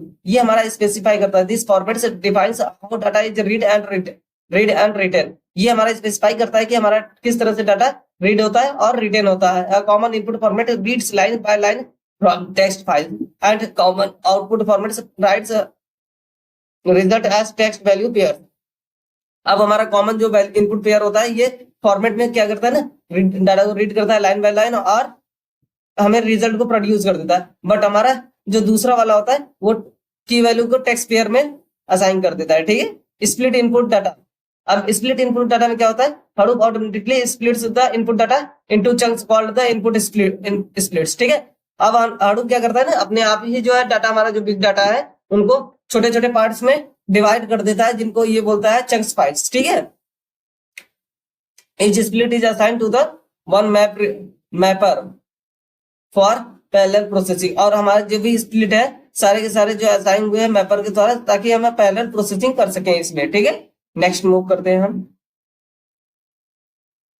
Map outcome goes through combiner. अब हमारे पास जो मैप का आउटपुट जनरेट होता है वो हमारा कंबाइनर के थ्रू जाता है। Combiner acts as the local reducer that operate on the mapper output to minimize the amount of the data transferred to reduce during the shuffle phase। अब ये मैप कंबाइनर क्या होता है कि ये हमारा जो है ना लोकल रिड्यूसर एक तरह से होता है जिसका मेन ऑपरेशन होता है कि जो भी हमारे पास आउटपुट डाटा होता है उनको मिनिमाइज कर देता है फॉर्म में और उनको मैप कर देता है। ठीक है, उनके ऊपर एनालिसिस करता है कि किस टाइप का हमारा डाटा है और छोटे छोटे अलग अलग डाटा के फॉर्म्स को अलग अलग बैचेस के फॉर्म में हमारा कंबाइन कर देता है। सेम टाइप ऑफ डाटा को सेम में कंबाइन कर देता है और next same type of data को नेक्स्ट सेम टाइप में कंबाइन करने का काम हमारा मैप कंबाइनर करता है। ठीक है, इसके बाद हमारा जो है पार्टीशनर डिस्ट्रीब्यूटेड डाटा आता है। Partitioner distributed data decide which reducer receives which key values pair by default distribution key evenly based on their hash values. अभी हमारा जो है पार्टीशनर डिसाइड करता है कि कौन से की रिड्यूसर को रिसीव करना चाहिए की वैल्यूज पेयर्स को और डिस्ट्रीब्यूट करता है कि basis on their highest values, उनके हैश वैल्यू के बेसिस पे ये की वैल्यूज पेयर्स को रिड्यूस करने का काम करता है। After mapping and partitioning the key value pairs are shuffled across the network to the reducer, they are then sorted by the key before reducing.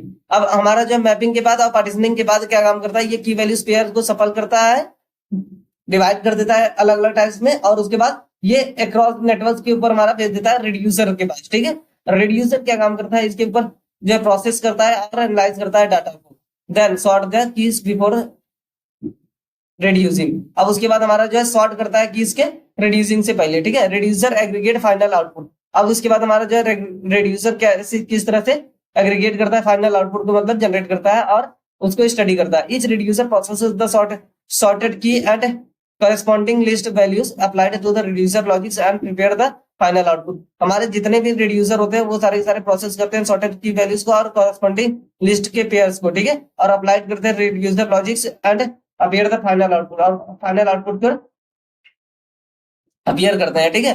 Next हमारा है राइटिंग आउटपुट टू एचडीएफएस।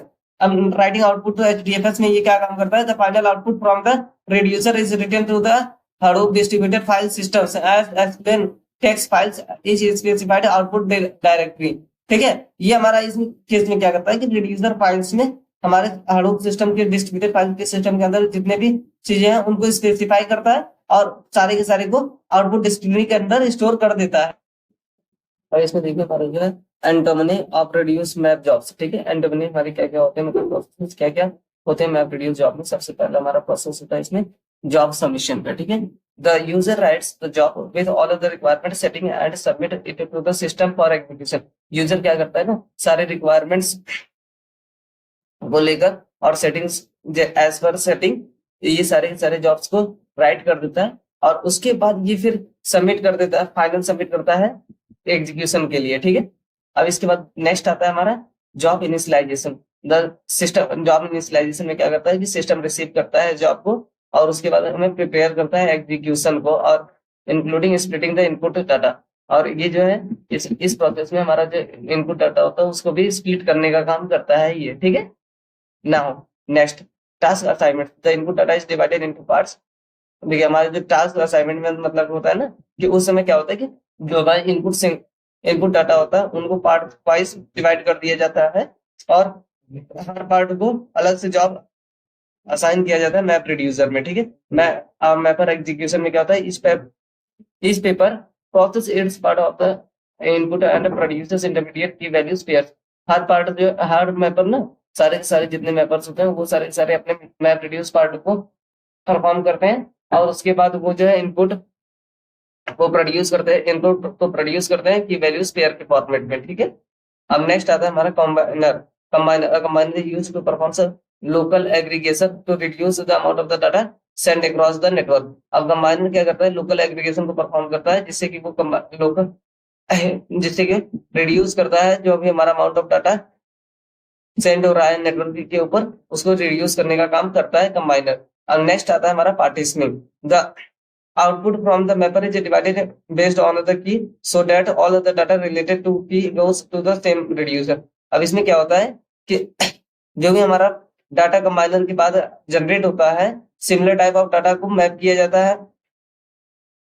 जाता है और की वैल्यूज के थ्रू मैप किया जाता है और उसके बाद इनको जो असाइन कर दिया जाता है कि वो सेम टाइप ऑफ डाटा जो है हमारे सेम रिड्यूसर के पास असाइन हो जाए, ठीक है। नेक्स्ट आता है हमारा shuffling and sorting. The intermediate data is transform to the user and sorted based on the की।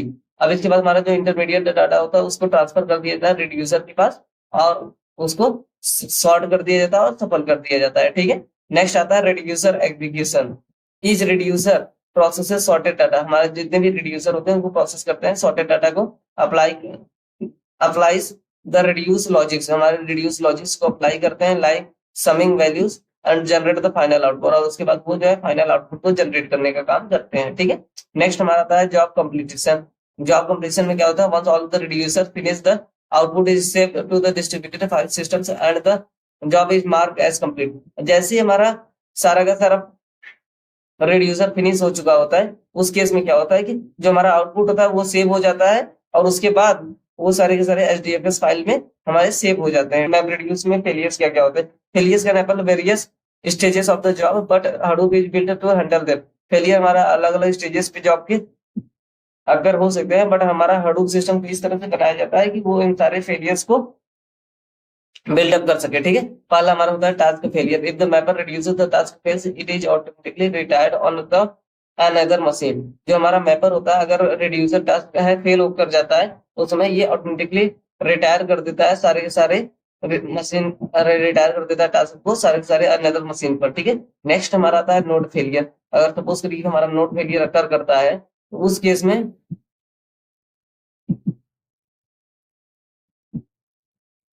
नोड फेलियर के केस में भी ये if a machine is running task fails Hadoop detects it and reschedules the task on the healthy machines.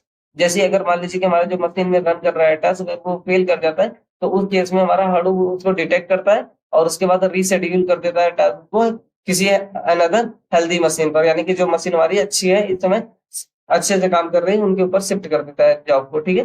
Master node failure, अगर मान लीजिए कि हमारा मास्टर नोड ही फेल कर गया, यानी कि नेम नोड फेल कर गया, तो उस केस में क्या होता है, in older version failure of the master node stop the job, in newer version it can recover. अगर मान लीजिए कि हमारा मास्टर नोड भी नेम नोड अगर कवर फेल कर जाता है, तो उस केस में भी जो हमारा रिकवर कर लेता है डाटा को। ठीक है। बट हमारे पुराने वाले वर्जन में क्या होता था कि अगर मास्टर नोड फेल कर जाता था, तो जितने भी जॉब्स असाइन थे सारे के सारे डिलीट हो जाते थे। ठीक है। अब data corruption, Hadoop checks for the data corruptions using checksum values and recover using the replicated copies। हमारा Hadoop जो है ना चेक करता है वैल्यूज को कि अगर हमारे डाटा जो है वो करप्ट हुआ है कि नहीं। अगर हमारे डाटा करप्ट हुआ है तो उसको चेकसम वैल्यूज के थ्रू जो है चेक करता है और उनको जो है रिकवर करता है रेप्लिकेटेड कॉपीज के फॉर्म में। ठीक है। अब इसके बाद हमारा आता है error logs and debugging.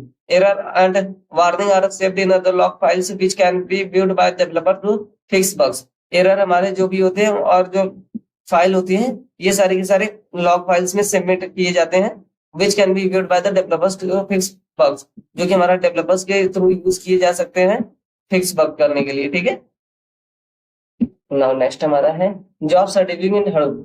Job scheduling is the process by which the Hadoop decide how and when the different map reduce jobs and the task will be run on the clusters. देखिए job scheduling हमारा एक process होता है जिसमें कि Hadoop decide करता है कि कब और किस समय हमारा जो जॉब्स असाइन हुए हैं मैप रिड्यूस को, वो रन करेंगे क्लस्टर्स के ऊपर। ठीक है। अब इसमें हमारा जो पहला आता है शेड्यूल्स इन Hadoop, पहला हमारा होता है FIFO, first in first out. ठीक है।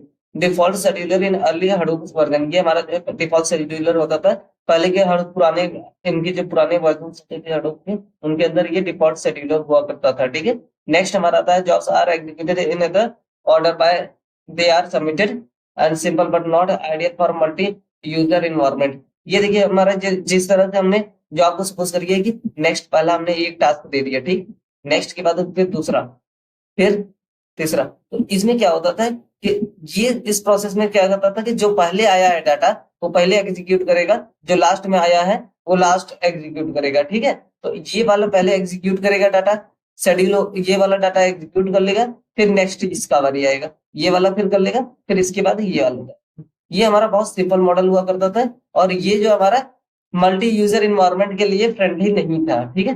नेक्स्ट हमारा आता है fair scheduler develop by Facebook. अब फेयर शेड्यूलर जो है हमारा फेसबुक के द्वारा डेवलप किया गया था। Resources are share equally among all the user job over time. Resource जो भी हमारे होते हैं ना, वो सारे के सारे इक्वल अमाउंट में सभी के सभी यूजर्स को सेंड कर दिए जाते हैं। ठीक है। सपोज करिए ये हमारे चेन बना है, ठीक है, एक यहाँ पर यूजर आपका है और दूसरा यहाँ पर है, थर्ड वाला आपका यहाँ पर है। ठीक है। तो इन सबको क्या होता है ना कि इन सबको एक ही टाइम पर पूरा रिसोर्स शेयर कर दिया जाता है एक ही टाइम पर सर्कुलर मैनर में। ठीक है। तो इसमें जो है फेयर शेड्यूलर में यही होता है, ensure the short job do not strap due to long time running job. अब इसमें ये होता है, इससे ये मिलता था कि जब सर्कुलर में हमारे सभी के सभी जॉब्स को असाइन कर दिया जाता था, तो जो शॉर्टेस्ट जॉब होता था, जो थोड़ा सा जॉब होता था, उसको स्टाफ करने की जरूरत नहीं पड़ती थी, उसे रुकने की वेट करने की जरूरत नहीं पड़ती थी, क्योंकि यहाँ पर एक जो ऐसी जॉब थोड़ा सा प्रोसेस कर लिए, फिर उसके बाद नेक्स्ट जॉब को मूव कर देता था। जैसे नेक्स्ट वाला प्रोसेस किया फिर थर्ड वाला जॉब मूव कर देता था। तो इस तरह से सर्कुलर लूप में होता था, जिससे कि हर किसी को थोड़ा अमाउंट में टाइम मिल जाता था एग्जीक्यूट करने के लिए। इससे हमारा कोई भी जो शॉर्ट जॉब होते थे, जिनका कम वैल्यूज की जॉब होती थी, उनको स्टार्ट करने की जरूरत नहीं पड़ती थी। ठीक है। नेक्स्ट हमारा आता है capacity scheduler depends develop by Yahoo. Resources are divided into queries each with a guaranteed capacity, good for a large clusters with multiple user for or the departments। अब इसमें याहू जो कैपेसिटी शेड्यूलर है, इसको Yahoo ने develop किया था। अब इसमें क्या होता था कि जो हमारे रिसोर्सेज हैं वो सारे के सारे डिवाइड किए गए थे रोज के फॉर्म में, क्यूएस के फॉर्म में, ठीक है, लाइंस के फॉर्म में डिवाइड किए गए थे। और इसमें इनकी जो है हर किसी की एक कैपेसिटी जो भी होती थी, वो उन कैपेसिटी को गारंटीड की जाती थी। ठीक है। और ये हमारे जो है लार्ज क्लस्टर्स के और मल्टीपल यूजर डिपार्टमेंट के लिए बहुत ज्यादा यूजफुल हुए थे। ठीक है। Scheduler ensures that the system resources CPU memory are utilized efficiently and that job get fair access. ये हमारा इंश्योर करता है कि हमारे जो भी सीपीयू में रिसोर्सेस हैं वो सारे के सारे सीपीयू का जो हमारा मेमोरी पार्ट है वो सारा का सारा जो यूटिलाइज कर दिया जाना चाहिए मैक्सिमम टू मैक्सिमम, ठीक है। उनकी जो यूटिलाइजेशन प्रोसेस है वो हमारा मैक्सिमम टू मैक्सिमम होना चाहिए। इसके लिए हमने जो है शेड्यूलर्स का यूज करते हैं और इसमें हम जॉब को असाइन करते हैं फेयर एक्सेस के लिए, ठीक है। नेक्स्ट, सफल एंड शॉर्ट हडूप क्या होता है? द सफल and short phase occurs between the map and map reduce stage and is crucial for correct output। ये देखिए सफल वाला जो हमारा पार्ट है ये हमारा जो है करेक्ट आउटपुट के लिए बहुत ज्यादा क्रूशियल इंपॉर्टेंट रोल प्ले करता है, ठीक है। सफल फेज में क्या होता है? After the mapper finish the processing it produces intermediate key value pairs. जैसे मैपर हमारा ना फिनिश कर देता है प्रोसेसिंग को तो ये हमें प्रोवाइड करता है कि इंटरमीडिएट की वैल्यू पेयर, ठीक है। जैसे कि हमारे सारे के सारे मैप रिड्यूस किए जाते हैं यानी कि वो असाइन हुए होते हैं proper. This outputs are shuffle transferred across the network to the appropriate reducer based on the key. अब ये सारे के सारे आउटपुट्स को ना सफल कर दिया जाता है और ट्रांसफर किया जाता है अलग अलग नेटवर्क की बेसिस पे। उनके जो की वैल्यूज होते हैं उनकी बेसिस पे इनको सफल किया जाता है, रिड्यूस किया जाता है, ठीक है। The partition decide which reducer will receive which frame. अब पार्टीशनर जो इसमें होता है वो डिसाइड करता है कि कौन से रिड्यूसर को हमारा कौन सा फंक्शन पहले प्रोवाइड होना चाहिए, ठीक है। नेक्स्ट हमारा आता है sort phase. All the intermediate key values pair are reaching are reducers are sorted by the key before being passed to the reducer function। अब इसमें हमारा जो जितने भी इंटरमीडिएट की वैल्यूज पेयर होते हैं वो रिड्यूसर से पहले पहुंचने से पहले उनको कीज असाइन कर दिए जाते हैं ताकि रिड्यूसर फंक्शन को परफॉर्म कर सके, ठीक है। नेक्स्ट आता है हमारा sorting ensures that the all the values belongs to the same key are grouped together. अब सॉर्टिंग में हमारा इंश्योर करते हैं कि जितने भी वैल्यूज सेम बैच या फिर सेम वैल्यूज हैं वो सारे के सारे ग्रुप कर दिए जाए टुगेदर, ठीक है। उनको एक क्लस्टर ग्रुप करके उनका एक क्लस्टर अलग से बना दिया जाता है जो कि सेम है यानी कि same similar to batch processing, ठीक है। Importance shuffle and short guarantees that reduces the received ordered input and can process one key group at a time. Shuffle करता है और शॉर्ट कर देता है, गारंटी करता है कि रिड्यूसर को कि वो रिसीव करे ऑर्डर्स को इनपुट फॉर्मेट में और वन के एट अ ग्रुप टाइम। और ये हमारा इंश्योर करता है कि जो भी हमारा वन के एक भी मिल रहा है वो ग्रुप टाइम में मिले, ठीक है। It is expensive operation due to heavy data movements and processing.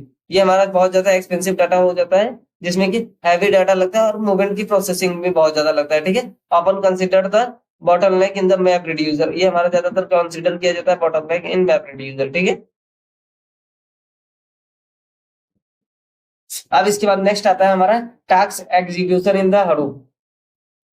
Hadoop map reduces the jobs are broken into tasks and each task is executed by the clustered nodes। Map reducer की job जो है वो सारे के सारे हमारे block break कर दिए जाते हैं टास्क के फॉर्म में, छोटे छोटे टास्क के फॉर्म में ब्लॉक कर देते हैं और सारे सारे को हम क्लस्टर्स के फॉर्म में क्लस्टर नोड में स्टोर कर देते हैं, ठीक है। नेक्स्ट आता है हमारा टास्क टाइप। हमारा टास्क के दो टाइप्स बेसिकली यहाँ पर दिए गए हैं। पहला हमारा होता है टास्क मैप टास्क होता है, रिड्यूस टास्क होता है। मैप टास्क में input the splits and generate intermediate key value pair. अब इसमें क्या होता है कि हम इनपुट करते हैं स्प्लिट्स को, डाटा को ब्रेक करके हम जो है इनके अंदर स्टोर कर देते हैं और फिर जनरेट करते हैं इंटरमीडिएट पेयर वैल्यूज के लिए, ठीक है। नेक्स्ट हमारा है रिड्यूस टास्क। एग्रीगेट करता है इंटरमीडिएट डाटा को और प्रोड्यूस करता है आउटपुट को, मतलब एनालाइज करके हमें आउटपुट को प्रोड्यूस करता है। एनालाइज में ये करता है कि हमारी स्केल क्या है, वो कितना डाटा हमारा स्टोर हुआ है, इन सारी बेसिस पे हमारा एनालाइज करता है और उसके बाद प्रोड्यूस करता है, ठीक है। नेक्स्ट आता है task execution process. Task tracker node manage the receive task from the job tracker resource manager, ठीक है।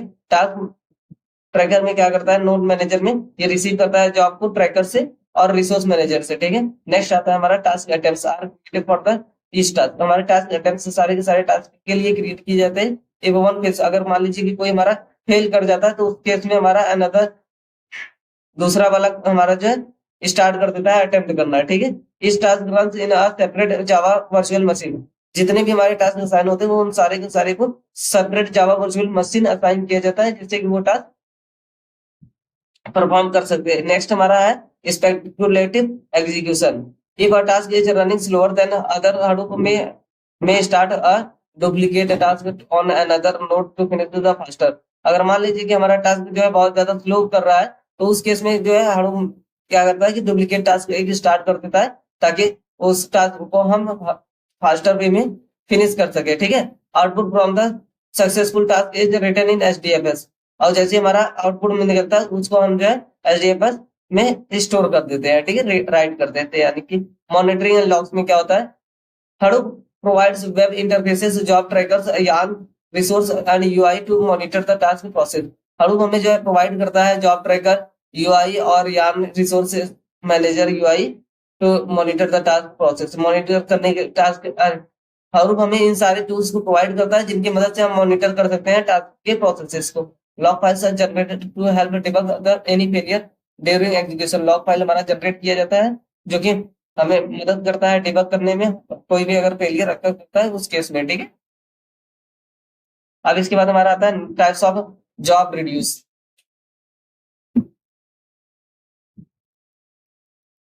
मैप रिड्यूस का जो जॉब का टाइप्स है ये हमारा बेसिकली दो पार्ट्स में डिवाइड किया गया है। एक हमारा होता है बैच बैच प्रोसेसिंग से बैच प्रोसेसिंग मैप रिड्यूस होता है, दूसरा होता है रियल टाइम मैप रिड्यूस होता है। बैच प्रोसेसिंग में क्या होता है कि हमारा एक बैचेस बना दिए जाते हैं, सिमिलर टाइप ऑफ डाटा के एक बैच बना लिया जाता है जिसके बाद वो प्रोसेसिंग फर्दर स्टार्ट होती है। Batch processing involves processing large data sets in batches chunks of the data, ठीक है। ये हमारे बड़े बैच जो छोटे छोटे डाटा पार्ट्स हैं उनके सारे सारे सिमिलर डाटा पार्ट्स के एक बैच बना लिया जाता है और उसके बाद उनको प्रोसेस किया जाता है, ठीक है। It is suitable for high latency task where real time processing is not required. अब ये हमारा जो है हाई लेटेंसी टास्क के लिए प्रिफर किया जाता है जहां पर हमें रियल टाइम प्रोसेसिंग की रिक्वायरमेंट नहीं होती, यानी कि जो हमारा डाटा है वो रियल टाइम में एग्जीक्यूट नहीं करना चाहिए। यानी कि हमें अगर सपोज करिए कि हमें हम क्रिकेट का लाइव टेलीकास्ट कर रहे हैं, तो लाइव टेलीकास्ट में क्या होगा कि हम जो भी डाटा बना रहे हैं तो वहां पर हमें ऑन द स्पॉट जो भी जितने भी मैचेस किए जा रहे हैं, जितने भी बॉल डाले गए और जितने भी रन हुए उनको ऑन द स्पॉट में लाइव टेलीकास्ट में दिखाना पड़ेगा। तो वहां पर हमें जो है डाटा को तुरंत के तुरंत दिखाना है। बट कुछ ऐसे भी हमारे हैं कि सपोज करिए कि मूवी कोई रिलीज हुई, ठीक है, अब वो जो है ब्रॉडकास्ट की जाती है, तो उसमें ये है कि पुरानी मूवी कोई है उसको स्टोर करके रखे हैं, उसके बाद हम जो है ब्रॉडकास्ट कर रहे हैं। तो वहां पर हमें इसका ये नहीं मतलब कि है कि मुझे रियल टाइम में ही दिखाना है, ठीक है। हमने शेड्यूल कर दिया कि मुझे 10 बजे दिखाना है, तो वहां पर हमारे पास मैक्सिमम टाइम है, तो उसके लिए यूज कर सकते हैं बैच प्रोसेसिंग का, ठीक है।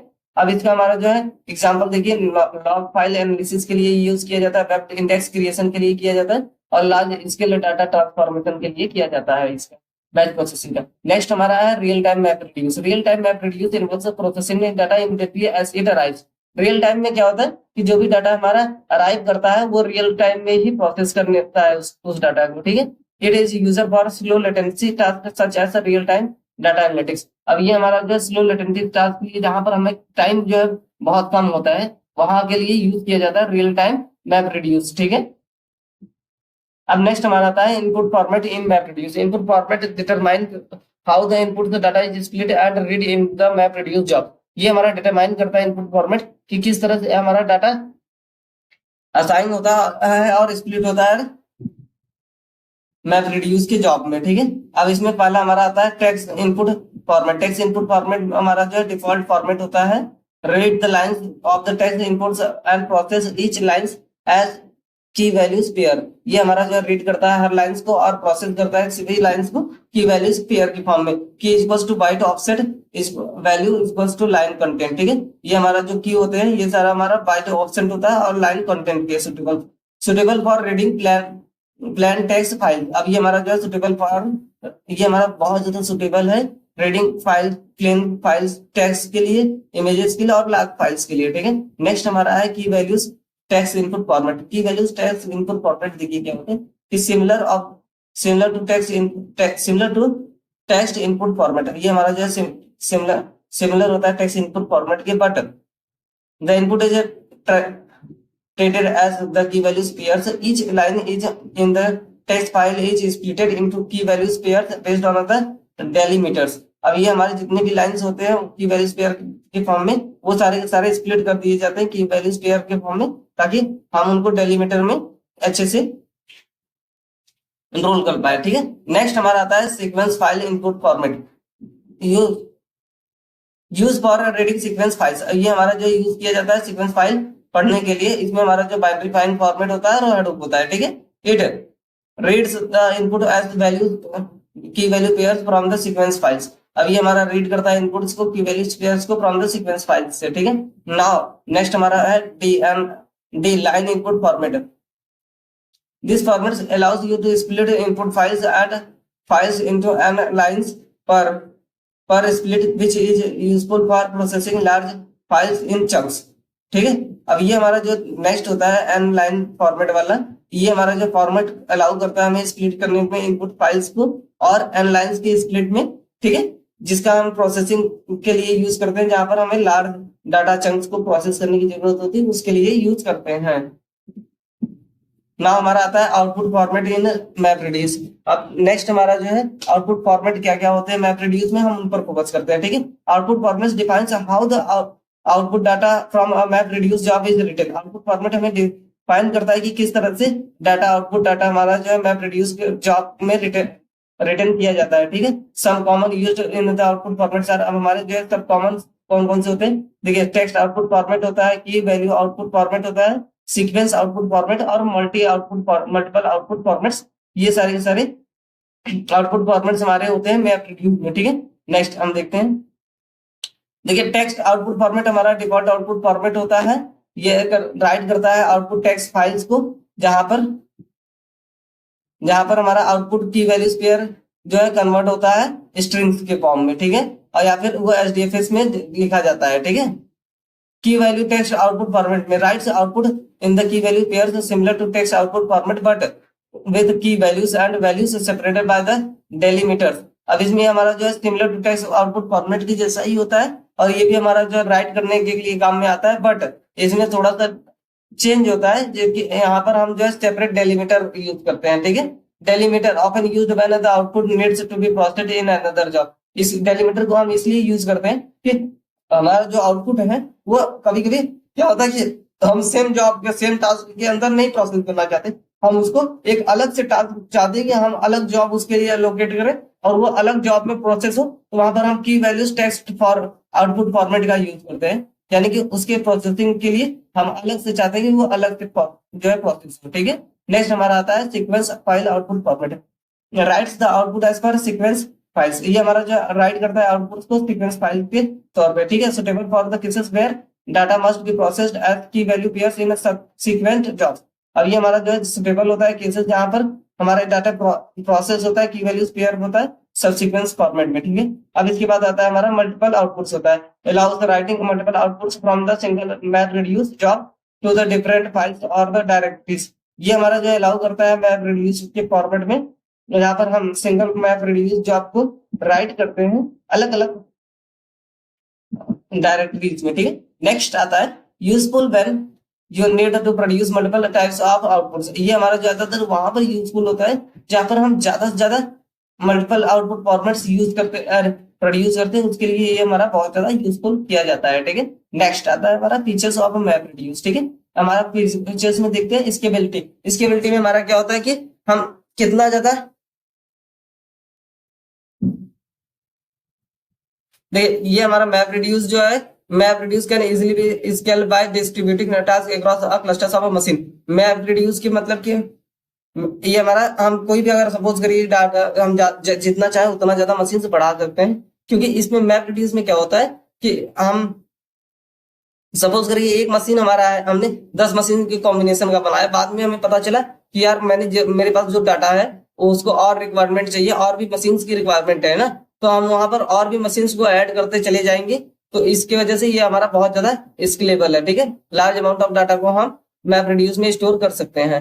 फॉल्ट टॉलरेंट, अगर मान लीजिए कि कभी हमारा जो है कोई टास्क या फिर कोई नोड या कोई सिस्टम फॉल्ट हो जाता है, तो हम क्योंकि डाटा को अपने एक सेम डाटा को मल्टीपल लोकेशन पे एक्सेस किए हैं, तो वहां पर हम डाटा को रिट्राइव इजिली कर सकते हैं, तो जो हमारा फॉल्ट टॉलरेंट में आता है, ठीक है। और फिर उसके बाद नेक्स्ट हमारा है पैरेलल प्रोसेसिंग। पैरेलल प्रोसेसिंग में क्या करता है, map reduce process data in the parallel splitting the data into multiple splits each of which process the independently.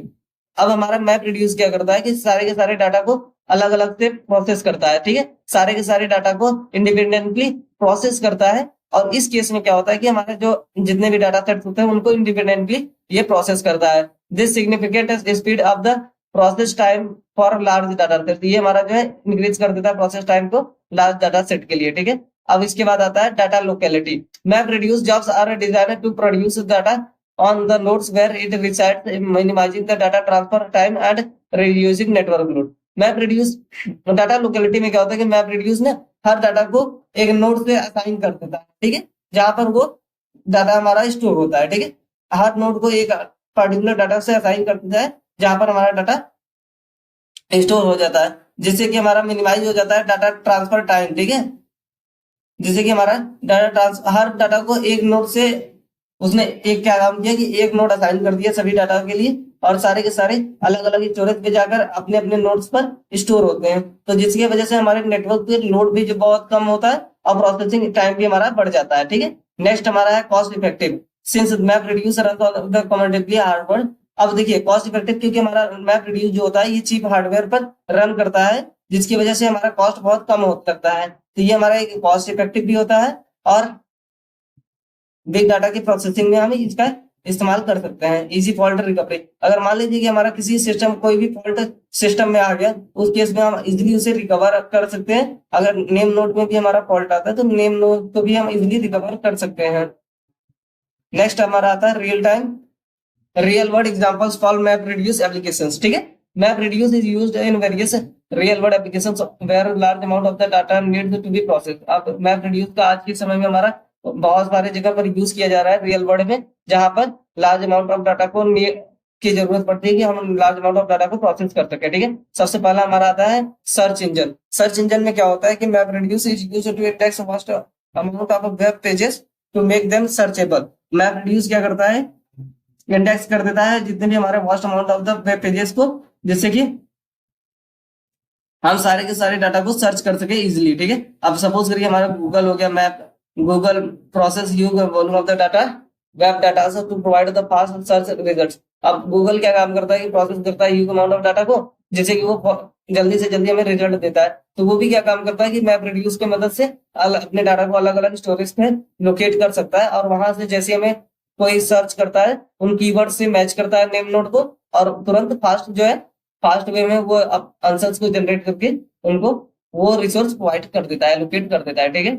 Data mining में होता है इसकी company use map reduce to analyze customers data for insight trend and pattern. अब बड़ी बड़ी companies हमारी जो है आज के समय में सपोज करिए टेक कंपनीज हो गई, नॉन टेक कंपनीज हो गई, वो मैप रिड्यूस डाटा माइनिंग के लिए यूज करते हैं ताकि वो मार्केट ट्रेंड्स को और कस्टमर बिजनेस लॉजिक्स को डेवलप करने के लिए यूज कर सके, ठीक है। लॉग एनालिसिस में होता है map reduce used to process the server logs files identify errors and analyze the users pattern. अब मैप रिड्यूस क्या काम करता है ना, ये हमारा प्रोसेस करता है सर्वर लॉग्स फाइल्स को, आइडेंटिफाई करता है एरर को और एनालाइज करता है उनके पैटर्न्स को कि किस पैटर्न में वो हमारे सारे के सारे डाटा फिल्टर है, ठीक है। नेक्स्ट हमारा है मशीन लर्निंग में map reduce can be used for training machine learning models using data large data set. अब देखिए मैप रिड्यूस के पास बहुत सारे डाटा होते हैं और अलग अलग टाइप्स के डाटा इकट्ठे होते हैं, ठीक है। तो वहां पर हम इन डाटा का यूज करके हम कोई भी अगर सपोज करिए मॉडल बनाते हैं चैट जीपीटी का, उस मॉडल को ट्रेनिंग करने के लिए हम हडूप सिस्टम का बहुत अच्छे से इस्तेमाल कर सकते हैं, क्योंकि यहाँ पर हमारे पास लार्ज अमाउंट ऑफ डाटा है। मॉडल को हम अलग अलग सिचुएशंस में ट्रेन कर सकते हैं। फाइनेंशियल सेक्टर्स में फाइनेंशियल इंस्टीट्यूशन से use map reduce to analyze stocks market. अब फाइनेंशियल हमारे जितने भी इंस्टीट्यूशंस हैं वो एनालाइज करते हैं कि स्टॉक मार्केट का क्या है, और फ्रॉड डिटेक्शन और predict the market trend. Fraud detection में यूज करते हैं और हमारा प्रेडिक्ट करते हैं कि मार्केट ट्रेंड में कौन सा ट्रेंड आने वाला है, किस चीज का ट्रेंड चल रहा है। इन सारी को प्रेडिक्ट करने के लिए भी हमारा मैप रिड्यूस का इस्तेमाल किया जाता है, ठीक है। Thank you.